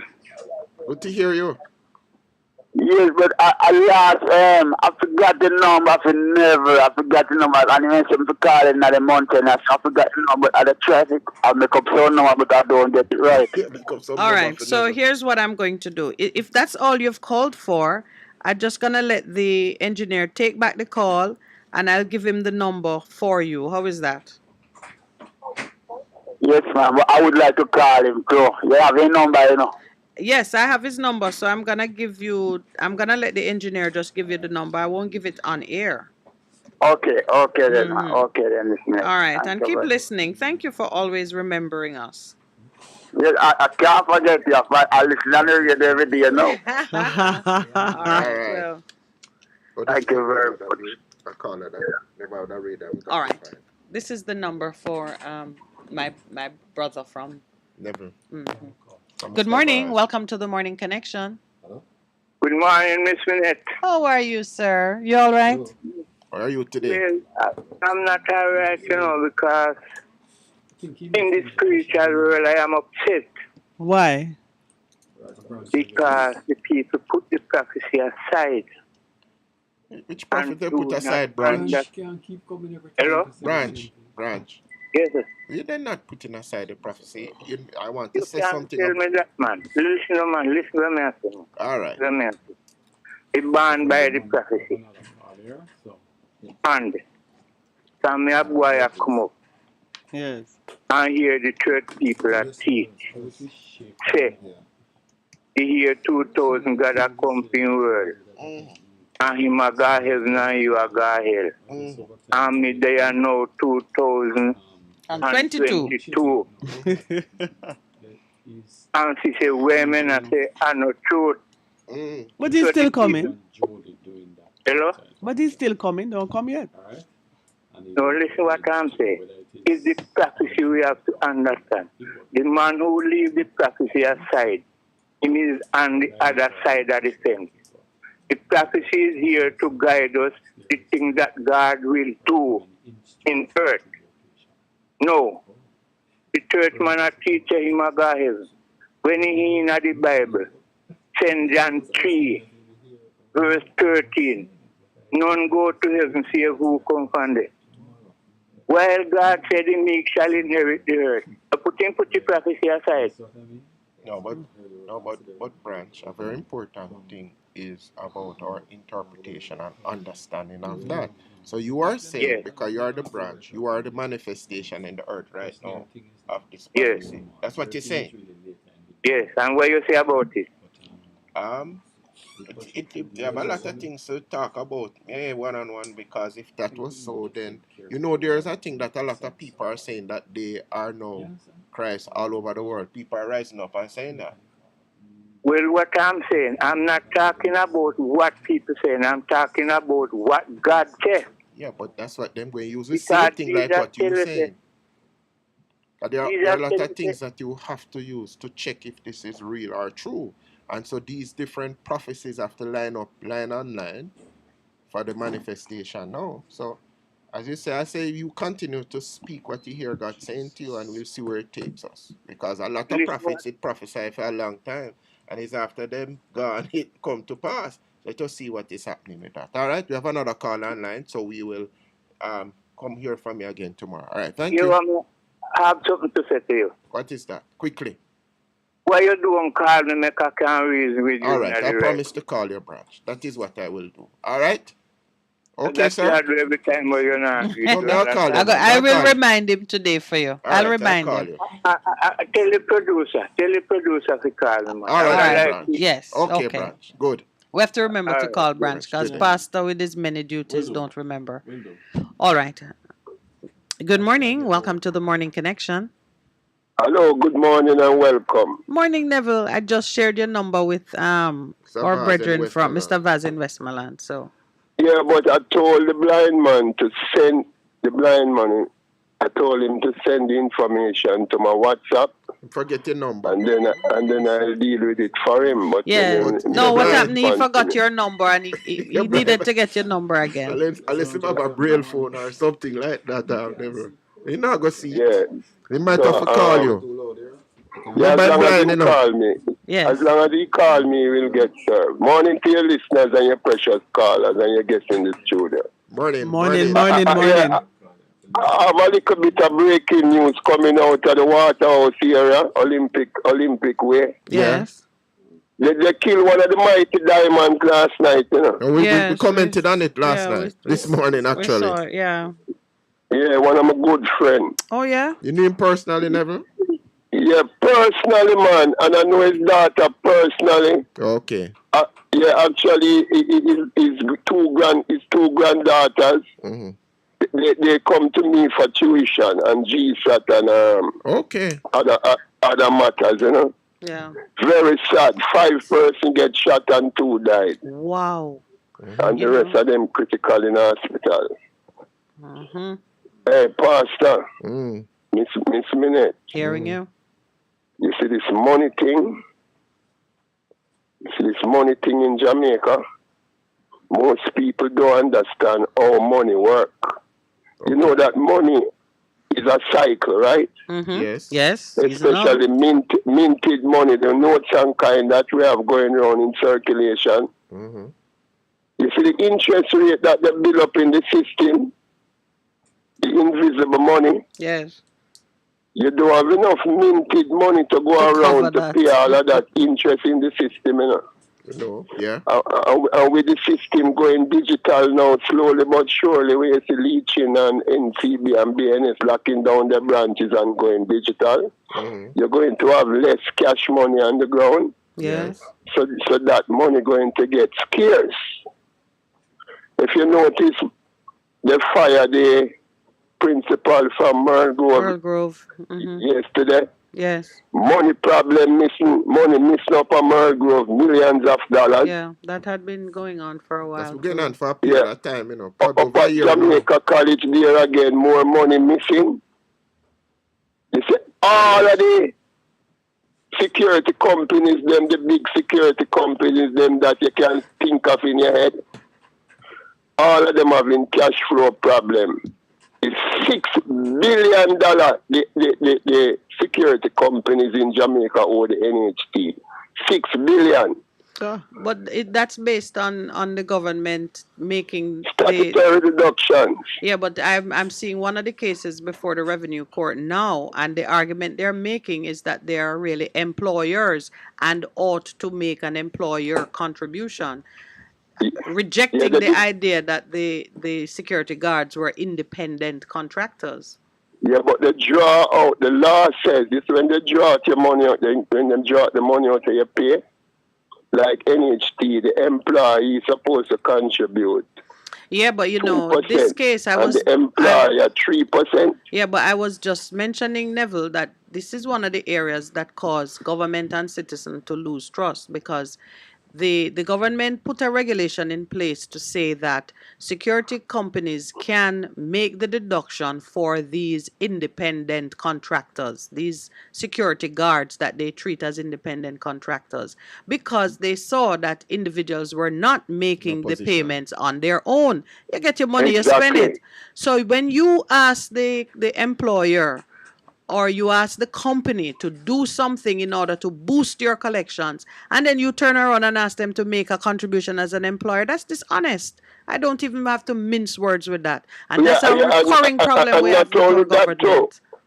When they deduct the money out of their salary, they don't pay it over to the NHT. That make it work. Well, no, that is a huge problem and a different problem, because from you take it out of the employee's money, or if you take it out of the person's money, you must pay it over, because no, that's just stealing. And that's stealing from both. It can be stealing from government or stealing from the worker, whichever one it is. You have taken what is not yours, and that's a different problem. I tell you, this cash thing in the country, the love of money is the root of all evil. Well, whoever write that in the Bible, and if God really tell a man that to write in the Bible, a true stuff. God serious? Yes. Not money, you know, the love of it. He said God, it. I don't love it. Yeah, he said it quite right. It's the love of it. Because when it make you do all kinds of things, even to be dishonest in your own regime that you set up, that is a serious flaw there. We've come up on the break, Neville. Can you stay with us? No, you take care, you know, and I really would like the blind man to get to me. I gave him your number, so he should. And did you make it in to drop off your document from? Did you drop off your document for me? I'm going to do it today, definitely. All right. Okay. Yeah, so I have it in there, photocopied and write out and everything. All right, perfect. Because the time is a critical factor right now, but I'm going to drop it by 11 o'clock. All right. I make no judgment, Neville. I'm happy when it comes in. All right. Yeah, man, respect and take care of your program. Good. Take care. Bye. You're listening to Best 100. Half a tree, 100, half a tree. Bossy, how you do I take taxi star? Jano, I want to tell you, say, 2 months now, my transmission mash up, you know, and I check everybody and can't hear nothing positive. Yeah, hear me? You waste all that time I shop around and never call the experts. Winters Auto have them. Them have over 35 years of experience, and them diagnose your problem and get back your transmission brand new. For them service excellent and efficient. Trust me, man. Yeah, hear me? Call them at 929-7040. Or go to them at 106 Maxfield Avenue, Kingston 13, and talk directly to the boss. Just tell them I'm me send you. Wow, you big star. Yeah, man, respect my boss. I try calling you, cause trust me. Winters Auto Spares and Repairs, good afternoon. Ah, what a relief. Hello? Nadine? Yeah? Me just pick up one Maxfield Easterbun up by supermarket phone. One Maxfield, but nah, go do. Nadine, that is all I could afford. Uncle Pat, Daddy, and Jeffrey only eat bun back. And bun only come with front back and back back. So where next back I go come from? If you want more Maxfield Easterbun, go up at the supermarket or check maxfieldbakery.com. Yeah, for the send credit for put on service then. Come on from my phone. Sure. Maxfield Easterbun, do it to the max. Veg Printers for all your printing needs. We specialize in calendars, flyers, brochures, and more. Call us today at 968-7506. That's 968-7506. Or visit us at 4 East Bloomsbury Road, off Haggard Park Road. Veg Printers, your best choice in printing. It's good, it's better, but nothing beats. Good morning. Welcome back to the Morning Connection. Good morning. Hey, my brother. Good morning. How are you? Good morning. I'm good. Morning to you. Get there. Morning. Morning, Pastor. My favorite person, how are you today? I'm good, man. You know he's going to pay a price for that one because he has many favorites. Yeah. Well, I just... This advertisement with the Maxfield Bakery, boy, it's very humorous. That's my favorite. You must hear the Jotex one. No, I like the one here with the bun back. The bun back, that's all. I only have to. You know what that is, right? Yeah. No, Pastor, I don't know if you have observed the gambling Supreme Ventures. Introduce a new game in the market. And from my observation, I have seen people that never used to gamble. I've seen women that never used to gamble at the gambling at the Supreme Ventures now buying this thing, you know. And I'm wondering if the government isn't that it's time for the government to put the art on the amount of game that this company is introducing in this country. People are getting so desperate that they're spending the last $100 on this thing. It's a desperation thing. I wonder if people I wonder if all the people that the social people and that the social management of this country. I wonder if they're taking a stock and looking at what's going on in this country. I think they do, you know, because I know of an initiative where I think it's an CVSS is doing something in terms of through one of their partners targeting gambling addiction in young people. and guess who sponsored? One of the companies who sell the game are sponsored. So you wonder how does that work? But it is a real problem. And as you speak to desperation in terms of what is happening on the level, because everybody is looking, let me take this last chance and see if I'll cut it big. But the probability of that happening is so minute that the government, the companies make so much more money out of it than anything else. You see what is happening, you know? People are so desperate. Like, for argument's sake, a man have $100, you know? Right? A woman wake up with $100 this morning and she has some kids to feed. The $100 can't buy nothing, you know. She can't be, she run through her mind. What can I buy with this $100 that I can feed this kid? Nothing she can't buy. Our friend tell her yesterday, say, you know, so I buy one number down a place and I win $1,000. She take those $100 out of desperation to try and see if she can win something. So the people back against the wall, and just like how the government can tell you, like they have laws against you smoking ganja and cocaine and all them things. I think they can do something about this gambling thing. They must put a stop to it. No more gaming. What we have already, make we keep that and don't allow the company to keep on every year, every month they bring in a new gambling. Every year they bring in a new game. They take away the people to feel this desperation that the people have. You know, you have me reflecting on what you're saying. I know the heart from which it comes because, in many ways, you're saying let us put something in place to keep people away from the dangers that they voluntarily walk into. Because adults who go to play games of chance are exercising their free will. Um, Regulating the distraction, that's like addressing the symptom. Because if the real problem you're talking about is the source of the desperation, that persons are so against the wall to just to survive, that a game of chance becomes um, look like as good an opportunity as any to make money. When instead, I'm sure most persons would rather be working and getting a good wage at some doing something that can give them dignity and raise their children.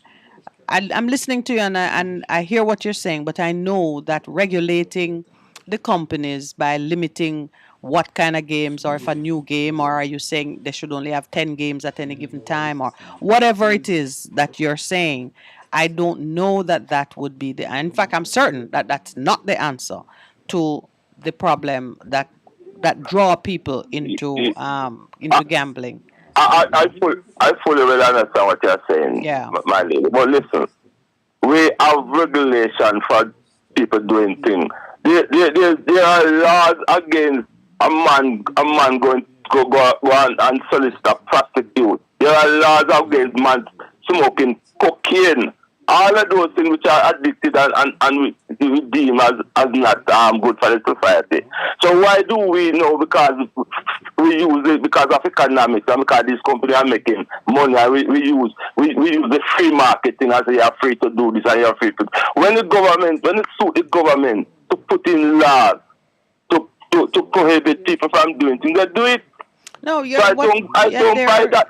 I don't buy that. That's because I agree with you, but the question, how you going to? The question is because you're talking about regulation of people's movement and Well, no, he's saying through the license that you give to the lottery companies, limit how they approach the market. But to me, if you have given them a license, Then you've opened it up. You're right. And if the real problem that you're seeking to address is desperate people spending their last dollar that they should probably use to do something else on a game of chance, then that's not an answer for regulation. That is a social welfare program, or that's something else.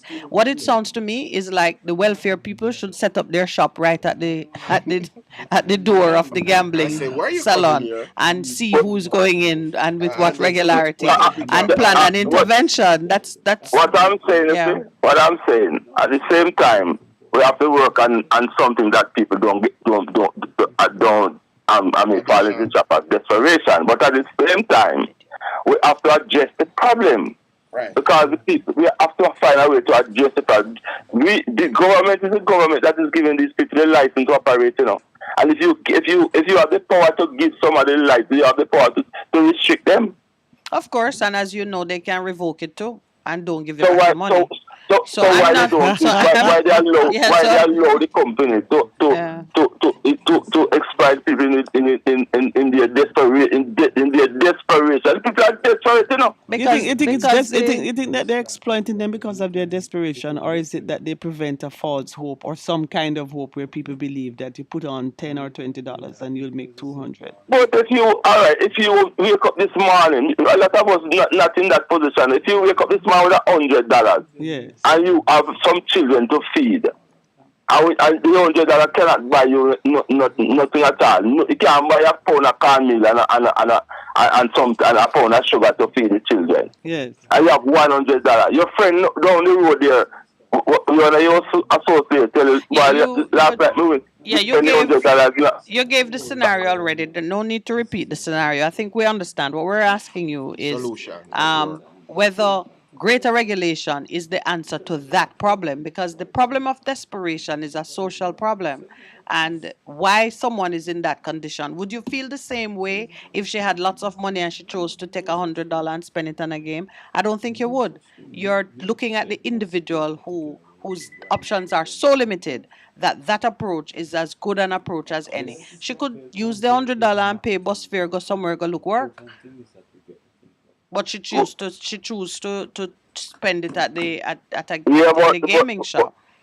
But is her option of getting a job as easy as we think? But that's the point. Yeah, but that that's might be the point. the odds of getting work might be higher than the odds of winning $1,000. Yeah, because when I ask people why do they do this, they say, "But we have earned something. We have won something. So that is one in every 1,000." And then Right, it's you continue understanding to hope, and you odds. think $20 is not really a lot, so they make it affordable. Yeah. You know. But I get your point, my brother. Please remember, and this is another thing about our government. The government is a partner in the lotto business, you know. They get taxes from it, and they use it They get a lot to of money a from lot it. of money from it. They get a lot of money from cigarette. They get a lot of money from alcohol that carry the sin tax, and they use it to do a number of things. So they're not going to use regulation to limit their own money. Right now, we're trying to get them to take the cess of gas, or in my case, take the GCT of electricity, and they're not interested in doing anything that reduce the intake of tax. So we am have not to calling address. I'm not calling for a ban on the gambling, you know, I because know. that's not what I'm calling for. I'm calling from some form of regulation, man. Not every week you get a different game. That's what I'm talking about. Yeah. All right, my brother. I gotta take another call. I gotta take another call. Good morning. Welcome to the Morning Connection. Good morning. Hello? Yes, welcome to the Morning morning. Connection. Good morning. I hear the gentleman talking. And so, if I'm getting this wrong, what he's asking is to have a regulation on how people spend their money? No, not on how they spend their money, but on how the gaming companies introduce attractive and seductive games that draw desperate people in to spend their last dollar in the hope of getting money. Well, it's not about desperate people. It's about providing products. Providing For what? growth in the company. Providing the products that the people want. Yes. I see. Right. So if you're operating a business and you have a market, you have to provide your products that the people would want. So you agree with the gaming and the possibility that it brings? We operate in a free world. You have your money, you decide where you want to go. You want to buy a pork, you want to buy rum, you want whatever you want to do with your money, you go ahead and you do it. You earn it, you spend it.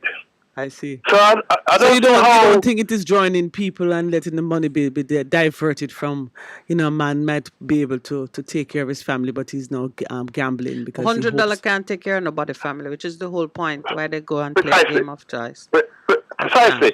And we don't want it to get into the habit of telling people what to do with their money. These people, they earn it. So they have their methods of earning their money. Why should we tell them or regulate how they spend the money? I don't understand. Yeah, and but it's some always some regulation is needed, don't you think? I mean, it is done in other All areas. right, can you tell me why you would regulate how someone spends their money? Well, I mean, if it's a vice, I mean, what if I want to light up a there was a time. Yes, but there was a time we were told that don't spend the money on luxury vehicles. We're not going to allow you to import any luxury vehicles. Now we are at the stage now you're entertaining the idea, not you, but people out there they don't agree with how I spend my money. And you want to put regulation how I spend my money. I don't understand. We're going to that I don't. Listen, I'm with you, caller. It's not the way to address the problem of social welfare issues. That's not the way to do it. If You have I heard about this people, the rise management. If you have a gambling problem, rise management will help you. Right. Right? That's what I was talking That's about. what Pastor said. But Right. Yeah, but What more the government can do? Tell you how to spend your money, regulate how to spend. No, they provide rise management. You have a gambling problem, you go for assistance. They'll help you how to overcome the gambling problem. But Well, you can't go and tell people how to spend their money. I don't want to get down that avenue. This is not a Putin between, All right. It's a democracy. Was that the only issue you wanted to raise, or that one just caught Yes, your that attention? kind of get me bubbly because I draw you out. No, and, it's draw me out, man.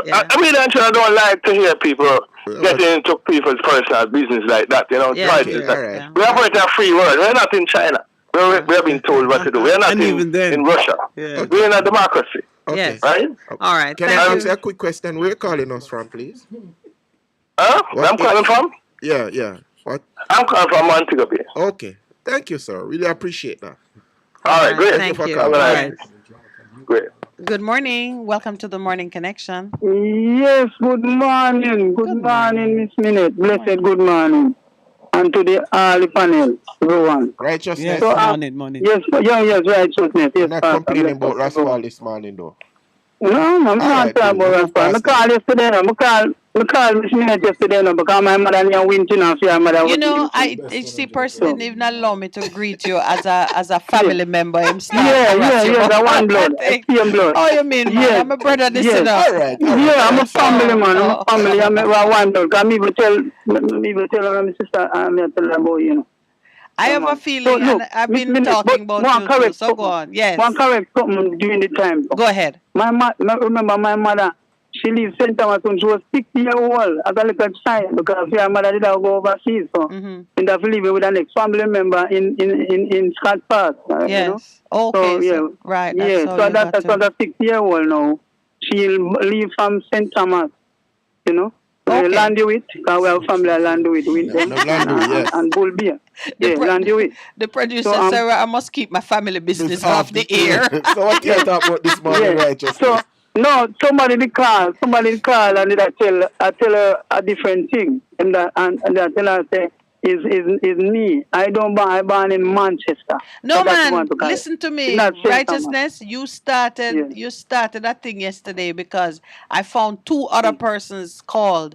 There is another caller. I think African is also a Wint and is from another part. So don't worry. I got my family covered. Yes, bless you. Thank you for calling me this morning. The point of I make now. Yes. I say, yes, the matter about this thing. You know, so we read the Bible first. And them say money is root of evil, but when we read the Bible, my Bible never says so. Bible says love of money. Love of. Yeah, it's a lover of money. So sometimes we can't listen to people say on street. Because some people say something we're out of context. They shorten it. You know, right? And yes, they keep say the money good part. answer all things too, even Ecclesiastes 10:19. It does So money say is very that. Not only does important. it and money is answer not all evil. things, but it satisfies all things. Yeah, because if you buy something, you have to have money. Mm-hmm. So the Bible itself, the money answer all things. And that's what it says in Ecclesiastes 10:19. Yes. The money answer all things. Yeah. And 1 Timothy 6:10. So the lovers of money is the root of evil. So so money is very important and good. But you never tell us about love money because sometimes we do all type of things to get money. True. You understand? Yes, but we've we been won't do that. complaining Yeah. about it with the lottery companies, as my brother said, and with the government, as I said, hunting down people for returns that they might not be until people entitled get to. money. Some people rob to get money. Do Yes, absolutely. Carelessness and to get money.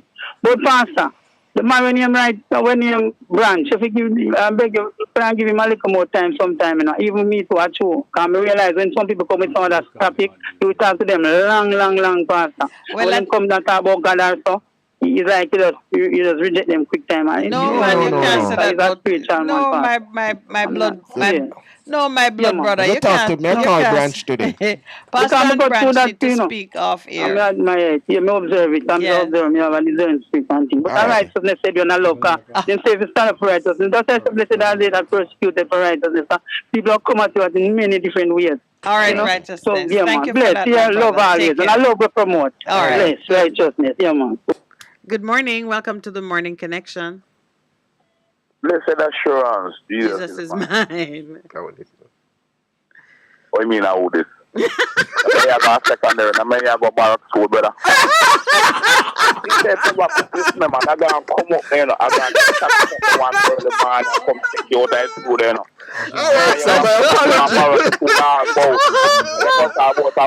I let me tell you, it's because him knows you when him say that. Because of you, man. Because him knows you when him say it. Oh, yeah, man. Man, I mess with you. Yeah. We're good, George. Family thing I appear. Family name I call. Yeah, we say that. Give me your bloodline so I see. But my surname is Barrett. I'm from the name them big about the place. Oh, there are really some very well-known Barretts for true.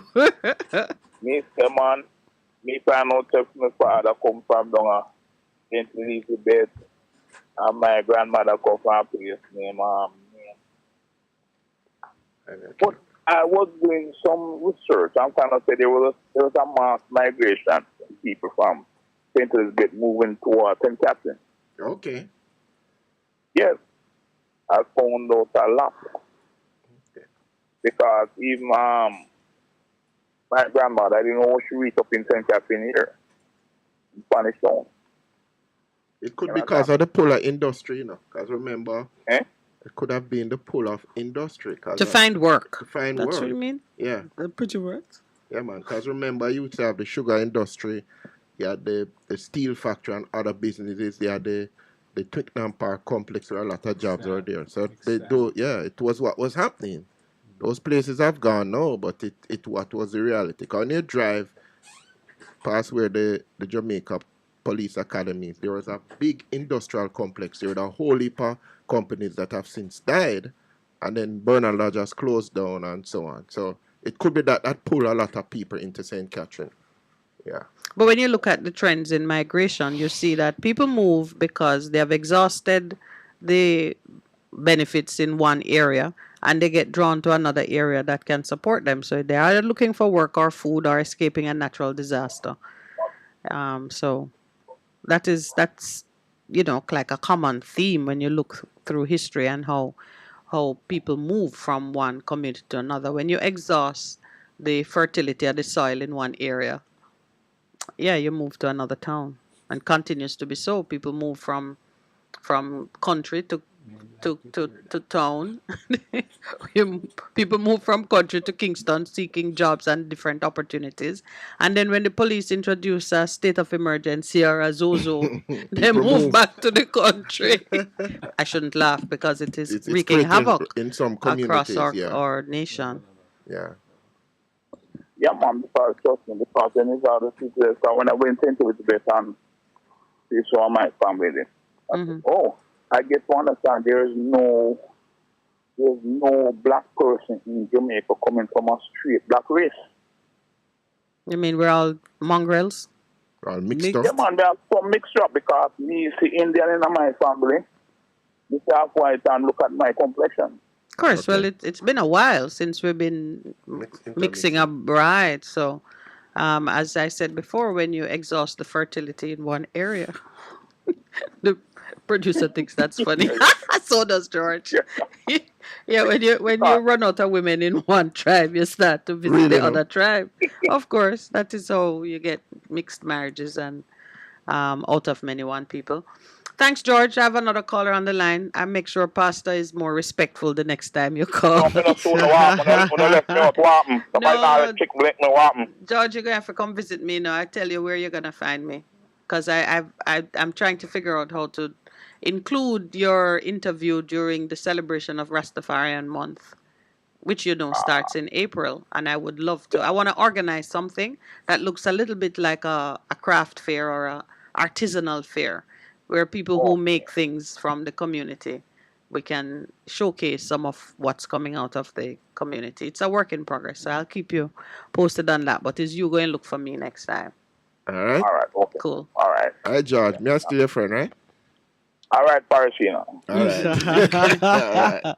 Good morning and welcome to the morning. I just want to respond to a little bit where that gentleman from Montego yesterday. Yes.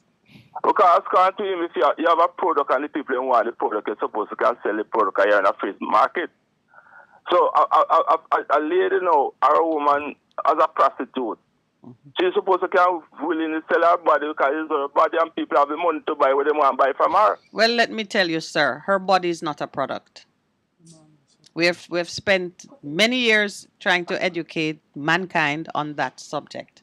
Women are not chattel. Their bodies are not products. And even if a man has some coke then, and a coke is a product, and he decide to sell some coke because he have a market for it. Well, can I tell you, even in the presence of regulation, coca sell. Yes. Even in the presence of regulation against it. In this free market, people are finding their way to buy what they want. No, but what we're not talking about, we're not talking about right or wrong here. This is not a question of morality. Regulation is not about morality. Regulation is about control and the ability to enforce. So if you give a person a license for an economic gain and then you want to go too hard on how they use their license, because there is a license and it is regulated. The kind of regulation you were speaking of is, I think, what the caller was responding to.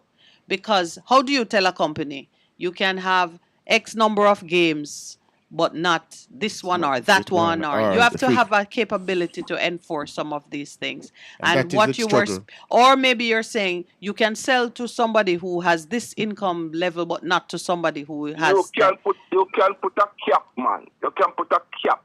I think I don't want to speak out of turn, but I believe that there are some parameters to how that license is managed. You gamble at Caymanas Park and they restrict you with places you can go and gamble. Yes. We have to put a cap, man. We can't do because this thing about a free market. And the government just allow people to do all kind of things because it's a free market. So my brother, is a right wing thinking that. All right. We can't take it much further without some hard data. I don't know the four corners of the license and how it is regulated, but I know it's not an open season.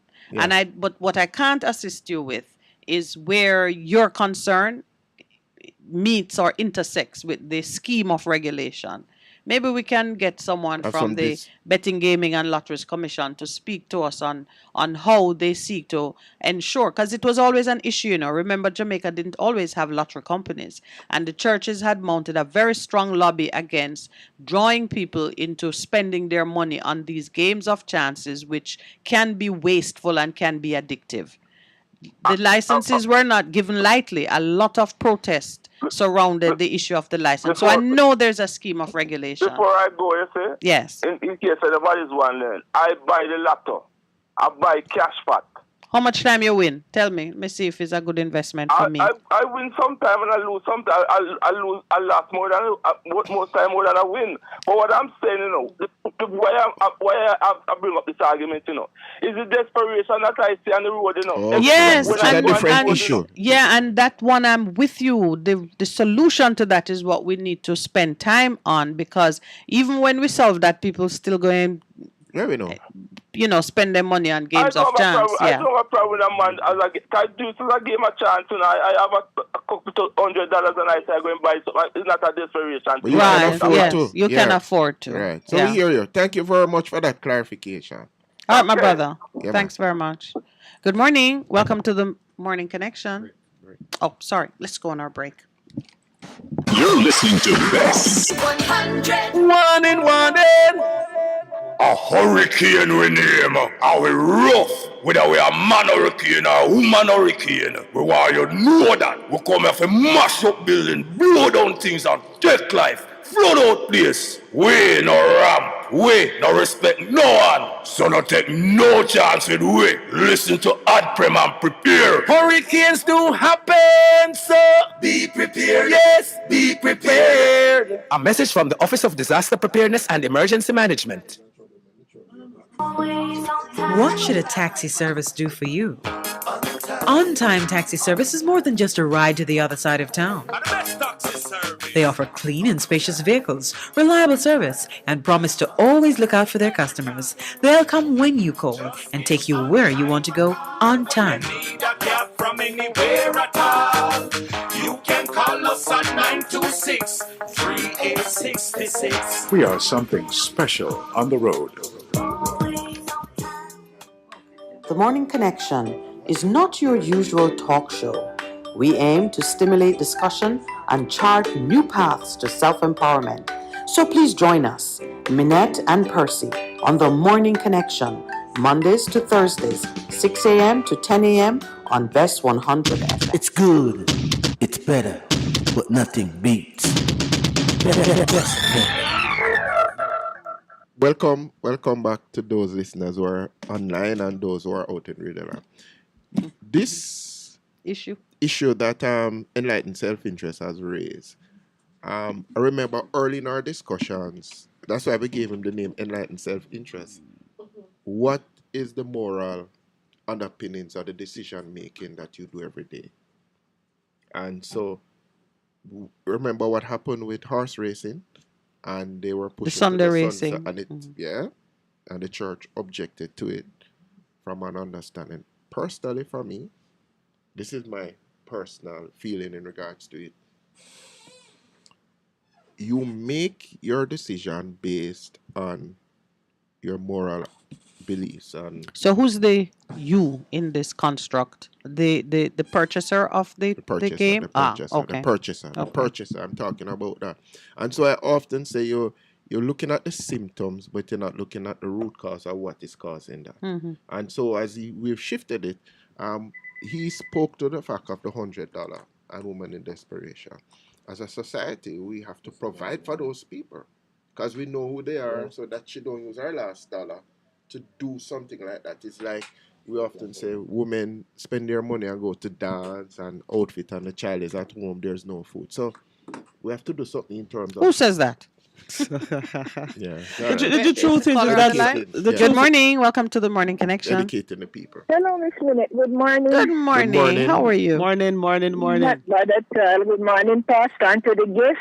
Morning. Okay, yes, I was listening to that, it is Mr. George or whatsoever, about the gambling thing, but Miss Minute, me no really, because, they no really, then I force if you come by them ticket, scratchers are the latest one that they put on. Oh. So if you feel like use your money and buy it, because I don't buy it. Because nobody cannot force you to do what you don't want to do. Mm-hmm.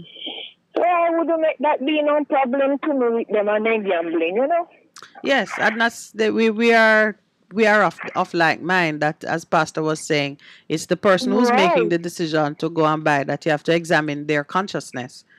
Right. It's not really a matter to regulate the company. With $1,000, $1,000 can't buy nothing still, but I would take the chance and to make I go and buy a gambling ticket because I can lose it. You can and in fact, he himself said he has lost more than he has won. So you're more Right. likely to lose it than to win. More than to win. Yeah, but the heart that he has for the plight of persons who Is a great eventually see that as even a better way to spend their money. That's what is. I focus on that because that's where we need to put our attention and our efforts. Right. Yeah.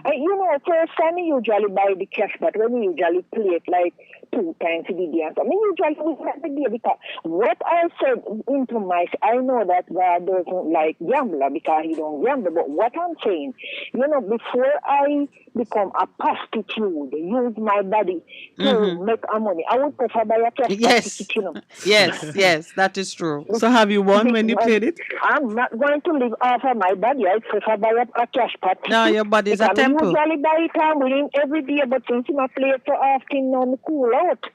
Oh, so you used to win? I usually win every day when you was playing it all 2 times a day, every day. Sometimes I the even one- sit on it at my fire. Is this the one where you dream something and you Get a rake. Yeah, me dream. Yeah, translate me it to a number and okay. You just pick up Yeah, rake, I'm a mommy. good dreamer. Anytime I dream to my mother, she died over 30 years now. Anytime I dream to her, I can put my money on number She's 9 a and number prophetic 17, dreamer. and I win it. A prophetic Wow. dreamer.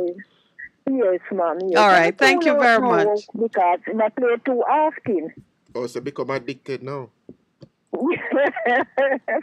No, she exercise self-control and discipline, which is what we encourage people to If a display. person want to buy it, they buy it. You can force a one to do or tell a one to do what to do. That is true. And we're on a proving ground. This world is meant to test us, so we can't take away all of the things that will cause persons to dig deep and exercise discipline. Yes, we must not yield to temptation, because the Bible tells us healing is sin. But we won't So know you don't heal to it, you don't let them heal to it. If you take a chance 1 or 2 or 3 times, you don't continue. Right. Don't make it a way of life. Thank you, ma'am. Right. All right. Okay, Have a ma'am. blessed Enjoy day. the rest of your day. Thank you All very right, much. thanks. Okay, ma'am. Good. All right. Finish your point, Pastor Percy. So that's what I was saying. That is, you make a choice. No, you make a choice, but what we need to decide as a society, or what will be the societal norms, what will we accept. It's not just about how I want to spend my money or how you want to spend your money. I think a responsible government, together with the other stakeholders in the society, should decide have a vision of where we want to go. What do we want to see? What do we want to have? Because in some societies, prostitution is legalized. In some societies, you can have as much ganja as you want. In some society, or for that matter, drugs. Is there any that you can have as much cocaine as you want? Because remember, ganja is not a class. What is it? Class A Well- or class 1? That was just the demonization of a very good plant in order to give power to somebody else. But is there any society where you can have as much harmful subject as you want? No. All of those societies that might be All I'm saying is liberal. that a society must decide what its vision of a better tomorrow looks like for its citizens. And from that I flows like it the- how you say a society, because it's the individuals who make up the society who Yeah, who but make the but it's a decision at the collective. micro level, and It's then a collective. It rises It is like a collective cream to the top. Because this lady says what cash pot. She Hmm. played twice every time. Whereas if she's a dreamer, She could put her pot on it. That was not Exactly. gambling So for that's- her. That was a sure thing. Gambling is for the persons who Was not gamble. She won. Yeah, that's not a gamble for her. Step up in her life. That was manna. That Laura said that was manna. She could put on her pot and go play cash pot. So at that point, no, it's not a game of chance. That come with a certainty. No, but she said she lose more. But remember, take it in. She said she lost more than she won. No, not her. Not her. No, Not no. her. That was enlightened self-interest. Yeah, Yeah. Listen, if we want to talk a little bit about gambling, and you can each say my position on it is that for entertainment purposes, it gives you a rush. You set your budget, whatever you can do, you do Well, it. that's difficult. That's your choice. That's difficult to No, set the budget. You can set a budget. When I've gone into a casino in St. Martin, to make it clear, and I said I'm Not spending Las Vegas. $100. And that's it. No, It's when not I always- went to it's not always when I went easy. to Las Vegas, I didn't I don't gamble. think it's as was easy there as for that. I think for some people- No, for some people. So you have to know yourself. That's why one of our declaration is that everybody will come to know themselves and to know God. Now, when you know God, you understand God is a God of industry. Even though when you waste time on chance, He wants you to work intentionally for a result. So if you want to understand why the church would be opposed to gambling, it's because it's not industry. It's an industry for the man who are running it. But you, And some people in work Christian work in the companies as yes, accountant. as and accountant things. and they do marketing and so on. Yeah, so But it to was you an important consuming point. it's not industry. You must go out and work. We have a caller on the line? Oh, so we get to chat this up a little bit more. What you say? No, but it's an interesting perspective that you bring, because if you decide you have a self-control, I spend 100, that's it. Yeah. But the problem arises is the person who it is. Life and death as enlightened self-interest. Yes, yeah. They believe this is the only way. Yeah. They're not into industry. Then it becomes a problem, Right. because that is addiction and the other things that result. And poor judgment. Yeah. Because if I have $1,000 So it's okay. and I'm You're trying saying to it's decide okay if I go to a casino or to a cash pot place and pays What and, is and not of decide faith is and of- is decide sin. and decide. What is not of Wait, faith no, is I'm sin. just asking you, and spend $100. Is what you're saying? It's okay as entertainment. As entertainment. Because it is gives was you a nice wondering- little rush. So just the same way you might go to the beach or go to a party or have a dinner or something that gives you some kind of leisure time pleasure. But it cannot be the way that you are seeking to earn a living, sustain your family, because it's not industry. You can't guarantee the result. You can't, by dint of application, make it better. It's chance. This chance. That is Whereas we serve a God who likes I didn't expect industrious Pastor work. Palmer to tell me that as his member I Yeah. can go and No, I'm if not I telling No, anybody what to he do said, that. listen, what he said is, what is not of faith is sin. Which means, if I move in faith on something, believing it to be the will of God for me. Do you remember when the apostles were drawing straws or who would do what, Could everybody replace. would tell you that drawing straws, that's like to give 'em a chance, Yeah, but in their culture, they understood what it meant. Thank and they believed you. God was behind that. They believe that God was behind it. And so therefore, when what's his name, Judas, I don't think I want to go down this. but to explore it because and some people don't recognize it. Like even in terms of drinking of alcohol. Yes. Is drinking of alcohol wrong? Because them they call Jesus a wine bibber. A wine bibber. No, it's not wrong. I don't Wine even with want dinner. to go down that. No, but Yeah. you see, but those are the All right, things. you're saved by the bell. Good morning. Welcome to the Morning Connection.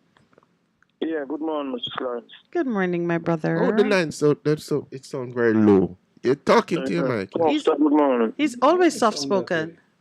No man, I was just reflecting on those before. George sound very low too, so I don't want if my mic turn on. Go ahead, my brother, while Pastor mutters to himself. Yeah.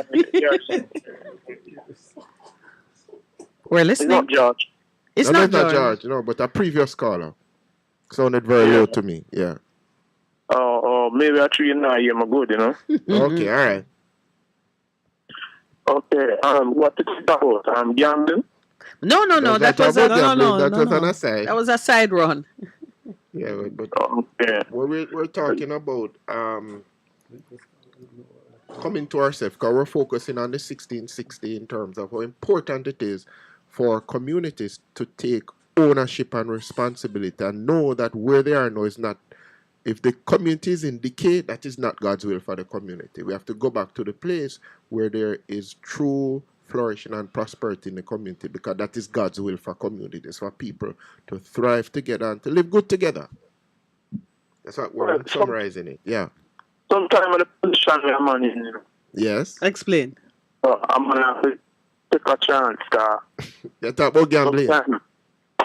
Sometimes I'm in a position where the money where I can't even buy my food. Because, you know, say, a smart food right now, the littlest food you can get in a ghetto right now, $500 feet, you know. Yes, that's true. That's true. And, you know, buy a drinks yet, and sometimes a family, a man have a family of 5 and all them things. Man have a family of 4 or even all more. So, and you know, so most of the lady them, you understand? And most of the women them are deal with it. So why wouldn't you why wouldn't you cook the food instead of buying it at the restaurant, the cook shop? Yeah, but sometimes you have to cook food. $500 can't really cook food. Serious? Well, first you have to have gas or electricity or coal. there are some other things that you might not have to go and cook. And you might only have the 500 and it can So only... you're saying that gaming could be a remedy, eh? No, it's not a remedy, you know. Gaming can't be a remedy. You know, gaming is a chance. As the pastor says, it's just a chance, not more than a chance, you know. Yep. And not a high one either. The odds are always against the gambler. Yeah, but it's just a chance. But people have to just to the level I want to like sell. Like how you live in New York, you could have get food stamp. Yes. You live Canada or Toronto, you could have get could have on the system. Or you know, you could take your family to a shelter that serve food and everybody could get their own meal. We don't have some of those things in Jamaica. That's why I said to my brother that it seemed to me like you're better off setting up a welfare shop somewhere close to the gambling. So the women, before they walk in, they can see that maybe I can get some real guaranteed relief Solutions, here instead of just taking a chance with my $100 and maybe a soup canteen or a soup, you know, right? something where a man knows, you know, him really him can go there. So that's why I say, you know, when I look, you know, through this whole government, even how this whole government deal with this pandemic thing, you know, it make me look back and see Jamaica, you know, as one of the places where you have to have one day, you know. If a real Jamaica, you know, because the government make $3 billion, you know, off people sending back money, you know, from abroad. Yeah, for relief, pandemic relief. Yeah. Plus the government get $520 million, you know. we draw down from IMF enough to deal with the COVID situation, you know. Mm-hmm. And the only place I see the government spend money the way is the media. Oh, so you mean, yeah. The government even have a radio station where they adapt. They understand to spread them thing and them anything where they must spread out them propaganda all along them thing and them spend a lot on media, but them the people them don't spend no money on the people them.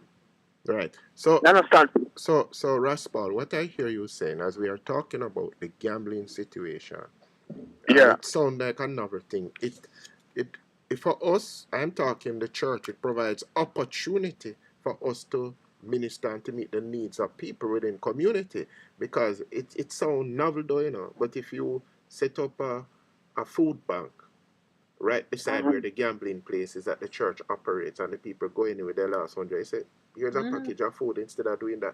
That is meeting people where they're but scratching that's why I suggested yeah, it. I'm not saying no, but it sounds novel and like it came like a joke, but it's a serious opportunity. No, I was serious about because it. in crisis, I believe there are always opportunities for different things. There are I want to opportunities say, for you know what, business and so on. from here this program now, Yeah. and me you not talk about the 60 thing when I talk about. Yeah.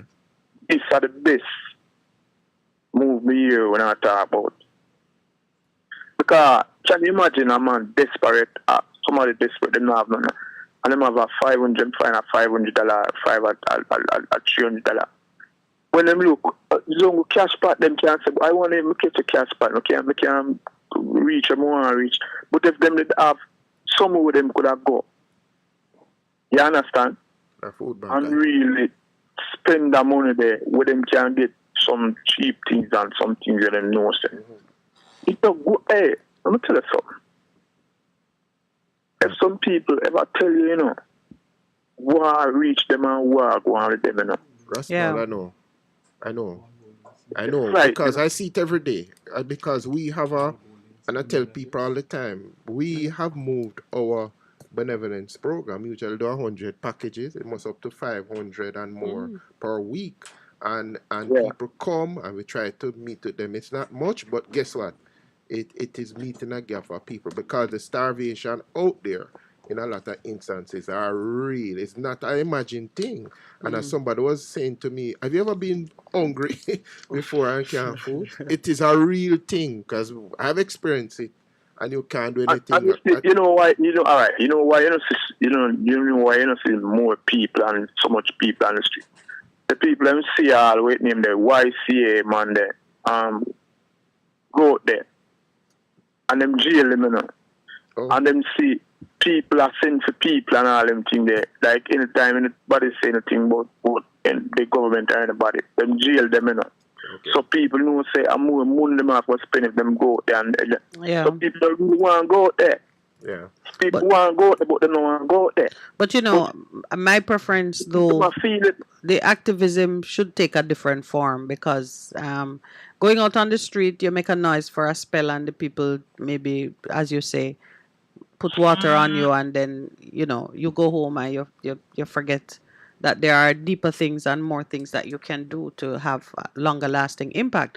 To enlighten self-interest, we'll call and talk about regulation. One of the things that the government could do, just the same way that they would require you to have addiction counseling and so on, they can put a welfare officer at the gambling place, require them to have a welfare officer in there. So people who go in to go buy them something, if what they really need is welfare assistance, the person is right there in the same shop. You can always, that is something you can do. The same way you can mandate them to do mix it up with the gambling place because you have people who have their money still, you know, and really careless on a level that too, you know. Yes, but and when they go in, they ignore the welfare officer. But as you say, if somebody who really has a need sees somebody that can give them that assistance, even if you're a gambler, you can still get the help that you need. Anyway, those are just ways that we can think about as a responsible society. Raspal, I wanted to ask you a question. Do you have a project that you're submitting to us? Because we want you to be part of this. No, when you say project, miss, well, the 1660 mean that you're living where? Is there a community? Yes. Yeah, but what really happen now? Me not really have the time for really deal with a project, but me can give assistance to project. Me All not right. really have the So why time don't you to really- mobilize some people in your community and say, man, let us do this? No, but that's why I just tell you, say this project is a good project. Cause me know project, when me say project a good project, this project a good project. You can sense towards poor people. Cause poor people me advocate for, If you notice when me call the show, because me no deal with PMP, me no deal with GLP, because the two of them do 30 years now, a 60 year, 30 year. September come, 30 full year the GLP do. The PMP do for them 30 years already. And me no see what Jamaica better, Me right now, Jamaica need a change. But it starts one person at a time, Raspal. Well, I do understand that your role is to do the advocacy and you make time for it. You're not one of the foot soldiers. But if you know anybody who would be a good foot soldier for your community, call Foundation, Dr. Morrison, who's speaking to you. No, me can't do that, like that. No, but that you can like what the lady I said, like if me a bill a thing and yes, you understand. Me not tell lie like some people and I go. Me no really have the time to really, because some people say them this and them all that, and they don't have the time because that time do everything. Time, yes, yeah, man, yeah. Everything. Understand? And we encourage persons to do what they can. A food bank or a soup, something with people can. If you ever go down to King Street yet, when you see the people, and sometimes people have to call out and ball out, and the people feed them, the me and them people, because sometimes they just do them thing, and you have some people come there like 1 time a week, 2 times a week, but you can't depend on them people to feed people with street people. The government have you understand? It's not just the government, Raspal. We, you and I, and everybody else in the community have to make a difference. This is community action, Raspal. Once you're gonna wait on 17 members of government. So we elect a government. What we elect a government for? Listen. Change can only come if you and I in a particular community. No, Raspal. We're reasoning, Raspal. We're reasoning. Which community are you from, Raspal? We have no dialogue, but look here. Yes. I'm saying that we elect. That is the government work. No. That's a mistake, Raspal. You work. Work. Raspal. You mean to tell me you don't have a vision for your community, Raspal? You don't want to have something changed? You can't get, say, the church and the shopkeeper and a group of people will say, boy, this is what we want for our community. And then and only then, the political representatives can come in and make a difference. If so be it, because change can come. Yeah, but I'm telling you, them are the one where should have put that in position, because of that how the change going to come, Raspal. Last week you were telling us about the reparation and you went there, you made a difference. Can you imagine if you with that strong ideas, you have strong ideas, Raspal. I will remember you have strong ideas, you have clear ideas. That's how Jamaica stays so. How? Because nowhere in the world or nowhere in a civilized country, right? Yes. You elect a government to do certain things, and then you who are doing your work. I mean, you can take part, yes, you can do and you can try. Let me tell you something. Raspal. Where we're at now, it needs all hands on the deck. Where we are now in this country, where we are, and let me tell you something. When I heard today that a member of the Mighty Diamonds died, I thought, look what we have lost. Because this fellow was just sitting on the roadway, sitting down having a meds. And they drove past and just shot him for no reason at all, as far as we can see. Well, my dear Raspal, we must all stand up, stand up, and don't give up the fight. We have to look at what we want. Yeah. So when you say we must speak out? No, you must speak out. But speaking out is not enough. It's not enough. I want to know what you want for the community. I want you know what is enough? You know a vision? You know a vision? Yes. You know, say if you don't have a vision, so people perish. The people perish. With government, All right, I'm gonna. going nowhere. Raspal, I know you're enjoying talking to our guests, but we have to wrap it up. All right, but thanks for calling. I know you're a man who advocates, and there is a role for those who do the first line level of advocacy. We need to hold government accountable. To That work too. with them Yes, supposed that to do. too. That too. So when we advocate, I say, don't always care what to blame it. We elect people, and if them can't do it, them allow it. Just like that. All right, my brother. Thank you very much. And we have the money to deal with it. Thank you. Thank you. All right. Well, let us thank Dr. Morrison for participating. I know you have to go. It is in another maybe 3 minutes. That's you have correct. to go. That's All right, correct. we'll take one more call before you. Yes, it's online. Good morning. Welcome to the Morning Connection. Good morning, Miss Minette. Good morning, sir. Asta Black. Pastor, you cool? Yeah, man, me cool. Boy, Asta Black, me don't know if we can speak without me remembering the flags that you were waving to welcome the Queen. Can you imagine? I've I told know. that story so many times. I know the Bingy man, them doing the same thing. Oh Lord, you go first. And they're not voting. Imagine, they burn politics, but yet they gone out and wave the flag. And play the Bingy. And play the, oh my goodness. Rest Kremlin.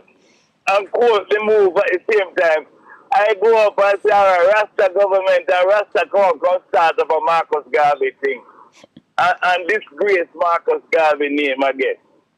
Oh, and then they call in the program and talking about, we're talking now, but they're not acting. That's They it. sit back and wait till and just talk.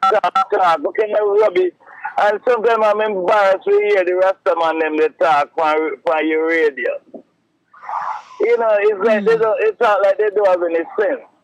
I mean, they need to come up with, do the right thing, man. If you're Rastafari, let's keep it one word, Rastafari, instead of break it down into whole heap of houses and then one house doing this and the other house protesting.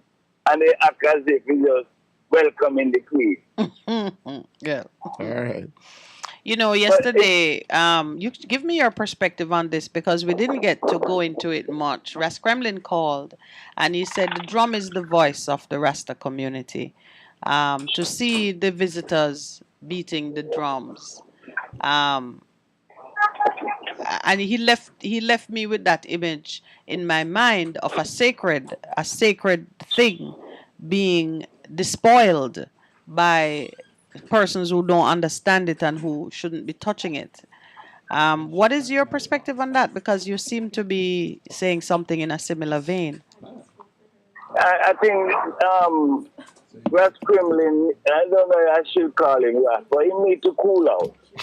He need to stop talking because he's talking rubbish. Oh, I was on the Prime Minister's office doing a launch of an independence celebration quite a few years ago. Mm-hmm. And you should see him buckling up, going, everybody leaving and him standing around the Minister of Culture trying to get a ride back money to get a ride back to Spanish Town.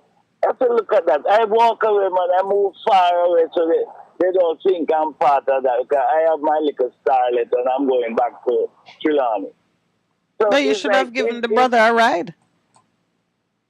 No, man, he wanted money. He didn't really want the ride. Okay. He wanted money. And the same thing happened to me when I was down there running against the Honorable Warmington. Who it's like I am there having breakfast and I had to buy him a breakfast. I say, if you believe in the king so much, why are we suffering? Haile Selassie don't have no suffering babies. You're supposed to do the right thing, walk the walk and talk the talk if you don't talk the talk. Just be more entrepreneurial and more industrious, man.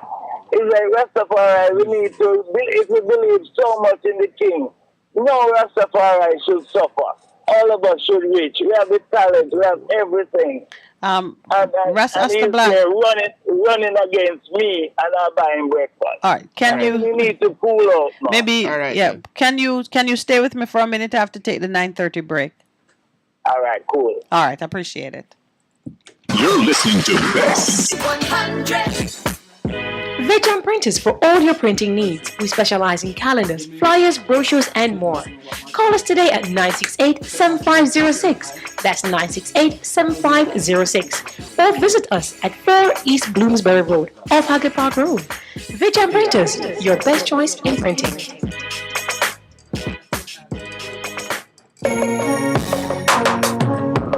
Looking to clean your vehicle super clean? 123 Clean Car Wash, located at 2 1/4 Osborne Road, Kingston 10. Entrance on Grove Road, below Tropical Battery. They wash and vacuum, undercarriage wash, engine wash, polish and compound, shampoo and detailing. Call them at 876-631-3400. 123 Clean Car Wash, the best in the business for a cleaner wash. 1, 2, 3. Believe me, it's so easy. 1, 2, 3. The Morning Connection is not your usual talk show. We aim to stimulate discussion and chart new paths to self-empowerment. So please join us, Minette and Percy, on The Morning Connection, Mondays to Thursdays, 6 a.m. to 10 a.m. on Best 100 FM. It's good. It's better. But nothing beats. Best FM. Welcome back to my brother on the line, Rasasta Black. Yes, yes. All right. So we're talking now.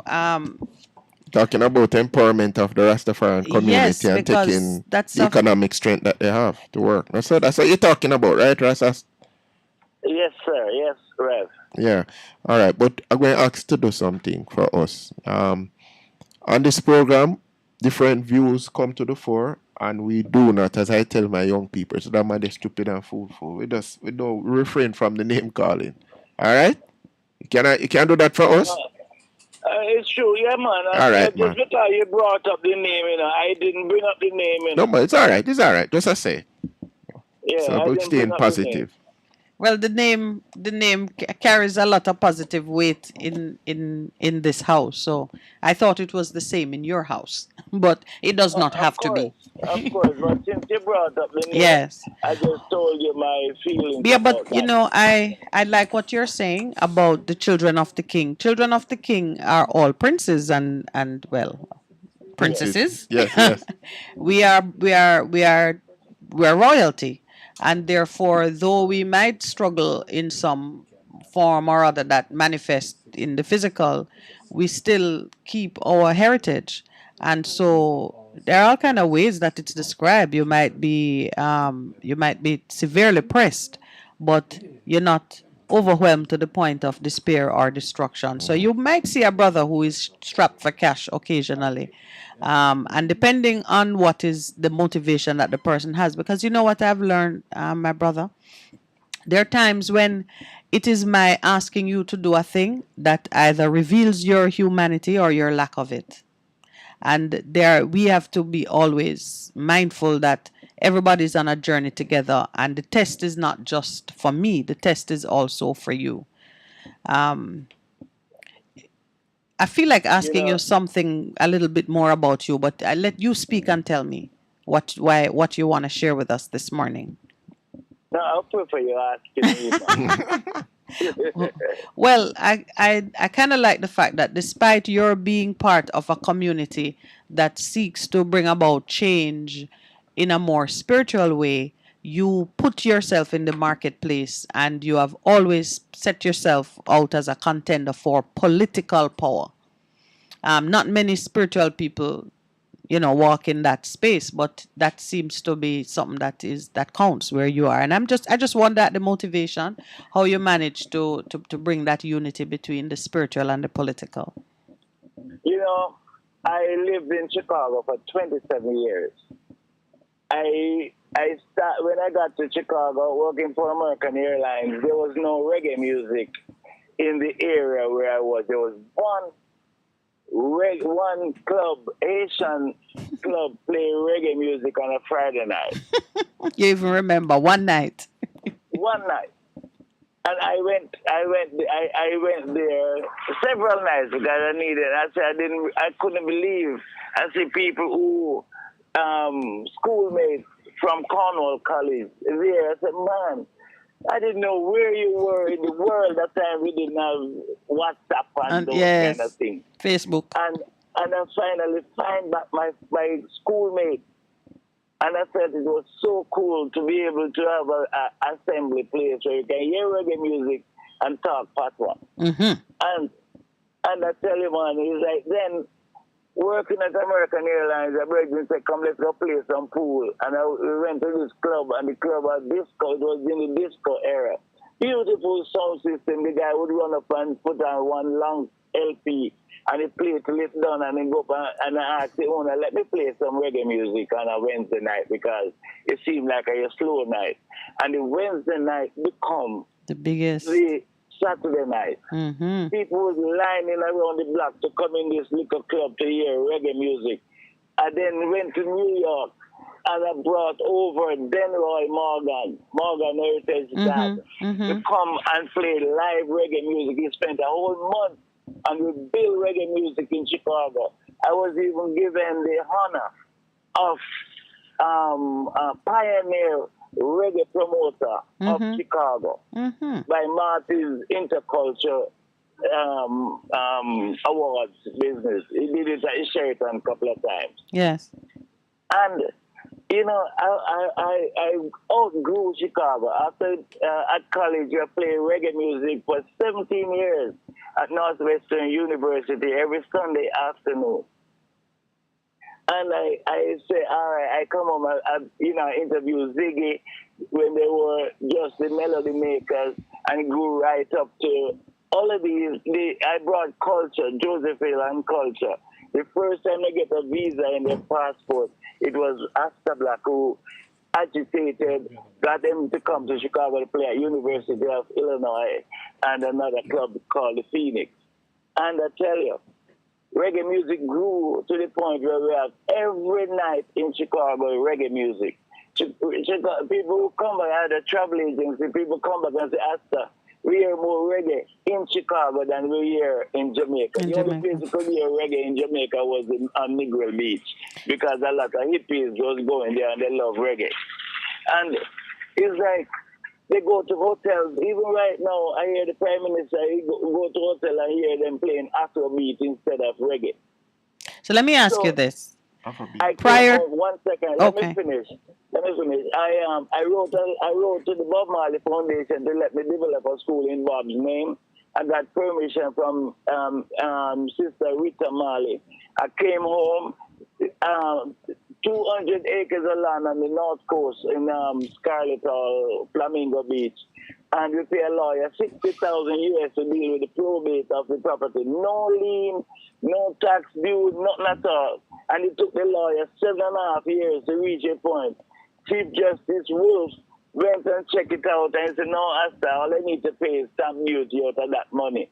And that person decided he was going to run against one of my schoolmates, which is Dr. Chang. And I say, if that person can run an election against, run in government, I said, then I can do it too. What year was that? You know, I don't remember the year, but it was, right now I can't collect the year, but it's on the record in the EOJ. So it's more than 10 years ago, I think. Yeah, so if you check the EOJ, Electoral Office of Jamaica, you see all the records. But then you kept going back. Yes, forward, never back. You kept going forward. Yes. And it's like when my name sprung up and my picture on the front page of Gleaner in England. Yes. My cousin called me before I wake up because, you know, England is before us. Yes. In time-wise. Yes. And I said, no, I said, we don't know, go look how fine a Gleaner to and thing, but it's the England Gleaner. Anyway, and because of that, the probate got settled and everything. But then, after taking so long, 7.5 years, Cedella Marley become the chairman of the board and everything changed and everything things. So, but then I just, because I know that Rastafari need a voice. Yeah. And I start doing some a program called Rastafari Economic Eye Friends. And one brother wanted to broaden it to make it an Afrocentric thing. I said, no, we're all African, but Rastafari need a space. And I kept on doing it. That's your tribe. And so this is where I am right now, doing an economic eye friends for Rastafari, because I know Haile Selassie, believing in the king, we should never suffer.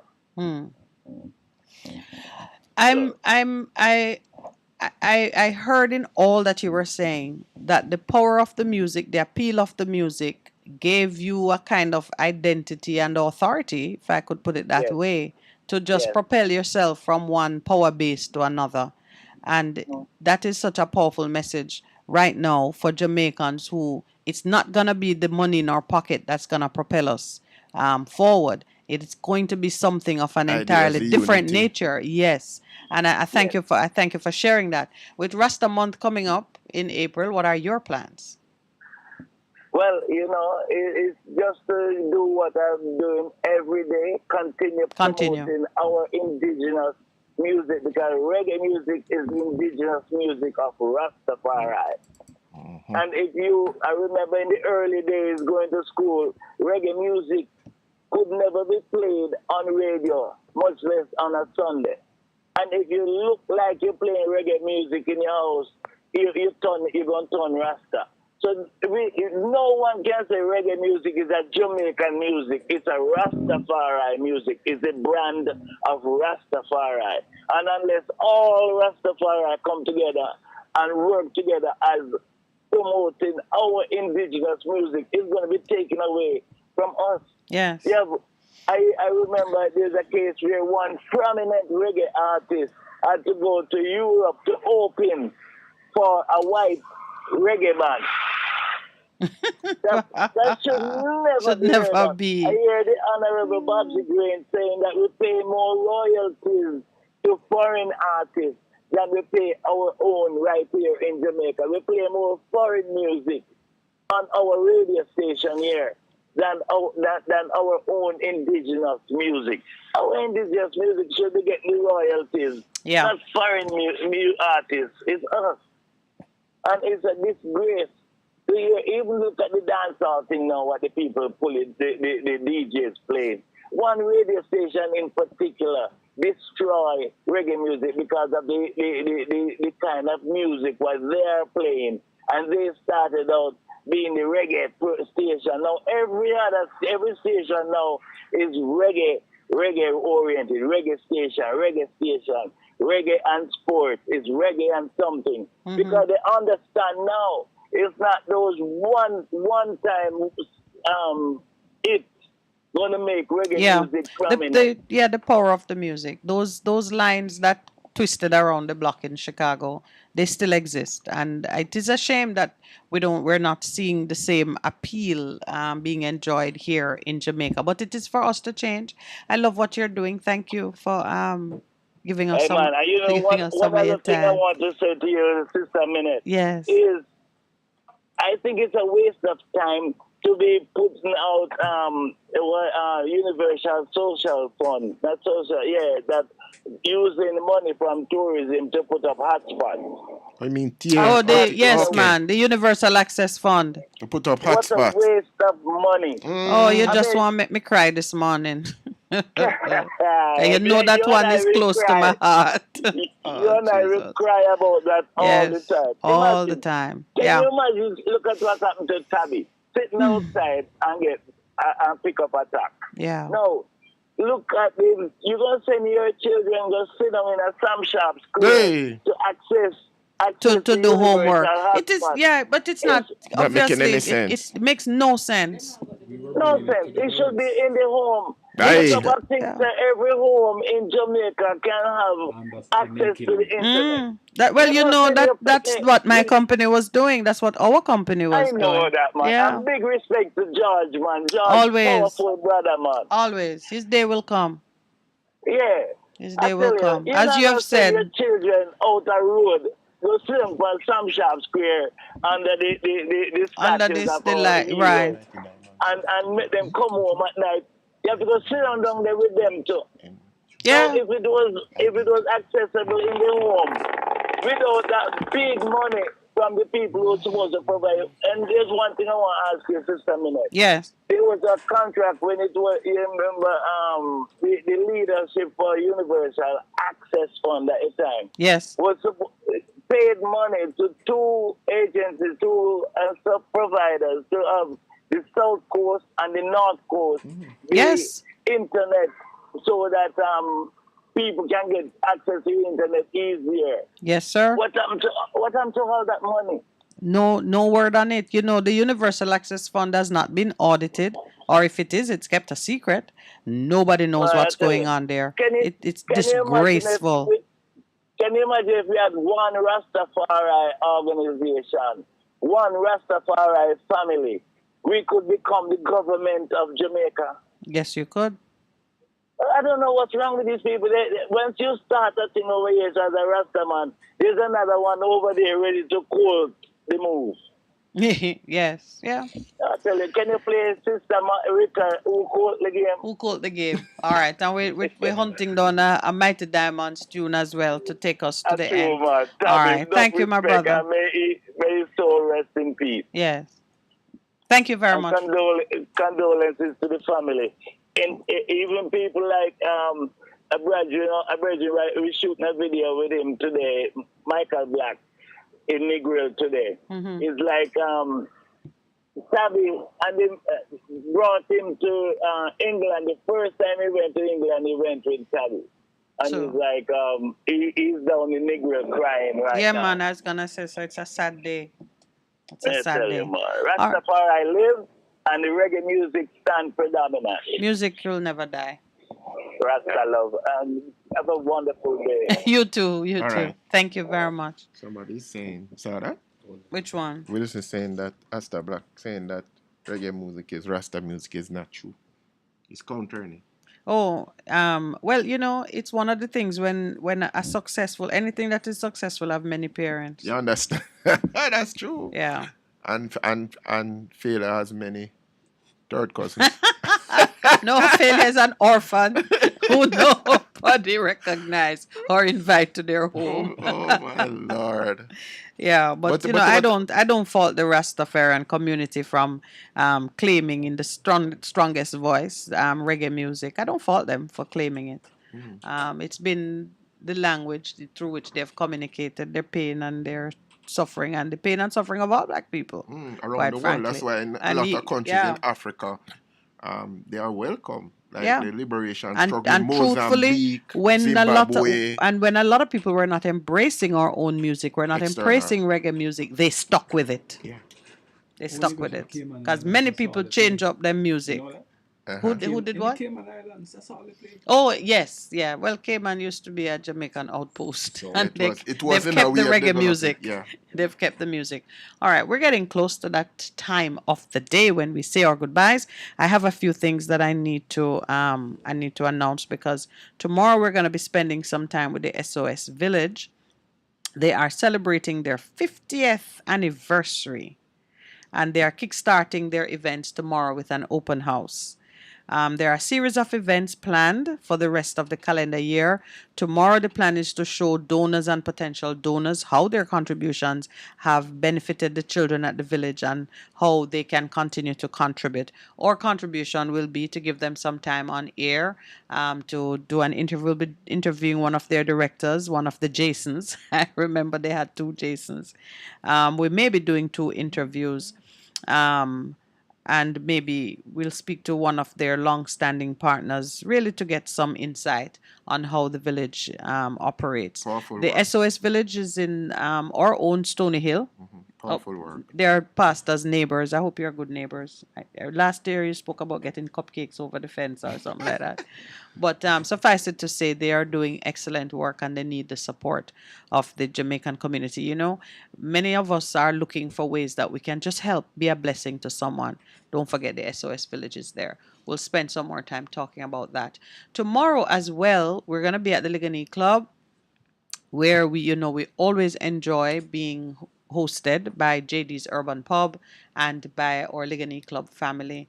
And I am always indebted to Carmen's Furniture Land and Collections, right? Because, they give me the opportunity to say something and showcase a bit of what they offer. Right. Jealous, but We're going to have to find one for you. We have to find one for you. You should be inspired and motivated.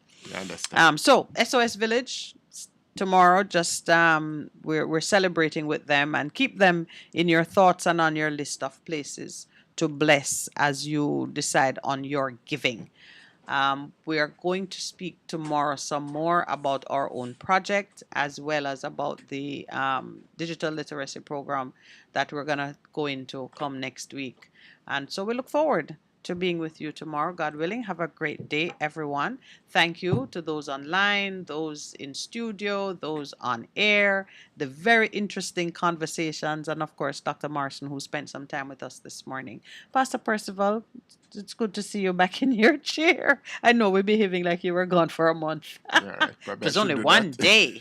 It was only one day. But thank you again for leading us in prayer and just, keeping the intercessory I will work arise going. and go back to my father. I shall arise and go back return to my father's house. that place of abundance. I need to do that. Yeah, man. It is coming. to do It is